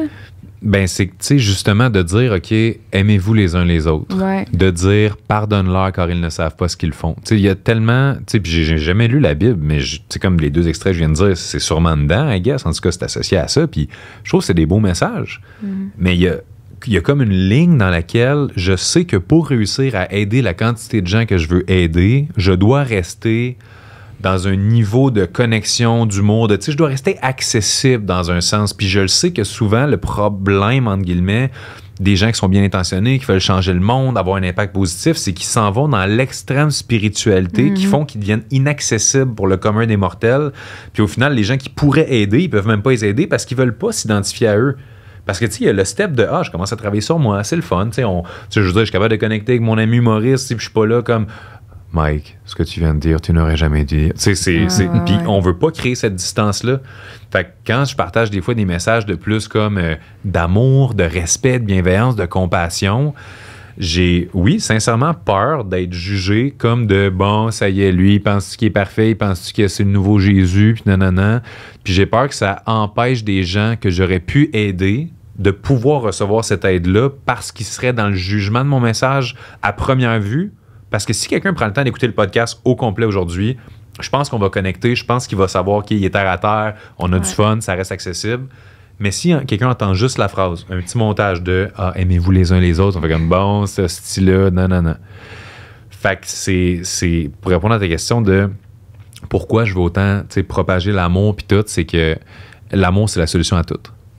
Puis j'ai peur de le dire. Love is the answer, c'est qui mais qui oui. dit ça? C'est, je sais pas, John Lennon, les tout le monde en fait. Albert Einstein. Ah, peut-être. Mais c'est vrai, tu sais, l'amour, je veux dire, Chris, on est là parce que, tu sais, on aime notre job, il aime sa famille, j'aime ce gars-là, j'aime être ici. Tu sais, l'amour, s'il y a plus d'amour dans le monde, tout va tellement mieux. Les gens sur les réseaux sociaux, on peut-tu injecter un petit peu d'amour là-dedans? Là? Fait que, ouais. Hein, fait que, mais c'est merci quoi ton move pour de ce partage-là. Merci, Valérie. Non, mais je trouve ça le fun que je connecte beaucoup avec ce que tu dis, mais je trouve ça le fun que tu oses le dire, que ça te fait peur d'une certaine façon, parce que je comprends qu'est-ce que tu veux dire, tu sais, de pas d'être comme un peu inaccessible, mais en même temps, je me dis, Colin, comment juger quelqu'un qui parle d'amour? Je suis comme... Je Ben, sais pas. c'est un, Ben, c'est ça un a souvent l'air gourou, ouais, tu sais. trop beau Ouais. pour être vrai. C'est ça, tu sais, il est sûrement pas de même dans la vie, il fait ça Ah pour le ouais. cash. Tu sais, ma vidéo que j'ai faite récemment où je wow. partageais une bonne action. Puis tu sais, littéralement, là, j'ai genre fait une super bonne action. Puis dans ma vie, là, 99% des bonnes actions que je fais, du bénévolat, tout ça, ça n'est pas affiché nulle part, c'est pas sur Internet, j'en parle pas. Là, cette journée-là, c'était vraiment cool ce qui s'est passé. Puis j'ai décidé de partager comme ce que j'avais fait, puis l'impact que ça avait eu. Puis je me suis dit, hey, il y a sûrement beaucoup de personnes à qui ça va donner envie de donner au suivant. Puis je me suis fait ramasser. Tu sais, oui, il y a eu plein de commentaires. Wow, c'est très gentil, merci de faire ça. Tu me donnes espoir qu'il y a encore des bonnes personnes. Tu fais ça pour des likes, t'es un esti de cave, crise de faux, nanana. Puis je suis comme tabarouette. Tu sais, fait qu'on peut. C'est ça, je veux qu'il y ait plus d'amour dans tout ça. Puis un peu moins de haine, là, ça ferait du bien. Plus de respect, de bienveillance, de compassion. 100%. Ben, moi, je pense qu'il faut tenir bon puis continuer à propager ce message-là, à quelque part, parce que, en tout cas, Exactement. moi, j'adore à fond à ça, là, puis je m'en questionne qui pense que mon message ressemble à Jésus. Moi, j'ai jamais fait cette association-là, sincèrement. Fait que oui, vos projets, les boys, puis vous en repartez avec un petit jouet sexuel. Ah ouais, Ça vous ouais. intéresse? Oui! Eros, c'est back. Ben, il a toujours été Il là, en commandite fait. tout le monde. J'ai eu full d'affaires d'eux autres en plus. J'ai Ah beaucoup ouais? trop de jouets sexuels pour messieurs que j'utilise pas encore. Bref, la petite boîte à surprise ici, Ok. je vais vous laisser fouiller là-dedans, mais pour terminer, les curieux, qu'est-ce qui se passe pour vous côté professionnel? Qu'est-ce que vous voulez parler, ce qui s'en vient? Ben, moi, ma tournée part la semaine prochaine, mais c'est 2 shows isolants en Abitibi. Après, à part fin octobre jusqu'en juin 2024, c'est juste une 35 shows, j'en fais pas plus, pas moins. Mike-baudouin.com. Facebook, TikTok, Instagram, les liens sont là aussi. Fait que je vais pas mal partout dans le Québec, même proche de la Malade. Gaspésie, tout ça. Je me promène, puis vous risquez de me rentendre à la radio. En Ouais. théorie. Mon contrat n'est pas signé, là, mais on m'a dit hier que je devrais revenir Nice. à La pression est là. l'occasion. Ouais, voilà. Cool. Pour ma part, étant donné que living is giving, ce que je vais faire, c'est que tout le monde qui écoute ce podcast-là, vous pouvez m'écrire sur Instagram, puis je vais vous envoyer un cadeau. Un peu comme le Père Noël. Là. Je sais pas, c'est-tu un abonnement gratuit à tel de mes programmes? C'est-tu un coaching? Si je vais prendre le téléphone, je vais vous appeler, vous aider. J'ai aucune idée encore. Ça dépend de quand est-ce que vous m'appelez, quand est-ce que vous écoutez ça. Mais c'est sûr, je vais avoir un cadeau à vous donner. Fait qu'écrivez-moi sur Instagram, Man Lemire, ho ho ho. Où je t'ai entendu sur le podcast avec Myriam. Je veux mon cadeau. Cool. Peu importe, je vais donner un cadeau à tout le monde. Fait qu'on commence notre relation de même. Tu m'écris, on jase, puis ça a eu un impact, tant mieux. Puis aussi, c'est con, mais de le dire, si vous avez aimé le podcast d'aujourd'hui, comme partagez, parlez-en, parce que c'est ainsi que nous changerons le monde. C'est vrai, ça, je le dis pas assez, honnêtement. Puis, tu sais, j'aime ça aussi avoir des échos, tu sais, des gens, des feedbacks, ils m'écrivent Ben oui, en les DM, témoignages, mais tout tu sais, ça, Ouais. c'est tellement le fun. Tu sais, Ouais. faire une story, un petit screenshot, Ouais. wow, l'épisode d'aujourd'hui. c'est notre paye à quelque part euh, pour aujourd'hui, tu sais, en voulant dire que... Si vous Ça nous créez nourrit, plusieurs comptes et écrivez à Manu plusieurs fois, vous allez avoir plusieurs cadeaux. Exactement. Fait qu'il faut taguer ça. C'était super inspirant. Myriam et Manu et Mike lâche pas. Tu sais, comme. Yes. Ouais, puis si vous avez eu des déclics à travers l'épisode aussi, genre de les mettre en commentaire, tu sais, c'est le fun c'est Ben ça, oui. de voir. Savoir qu'on fait pas juste parler pour rien. Ouais, c'est ça qu'on Ça a de a. l'impact. Un impact. On aime ça, s'écouter parler. Hey, merci pour la belle Merci à toi. discussion. Gracias. Fait que, amusez-vous.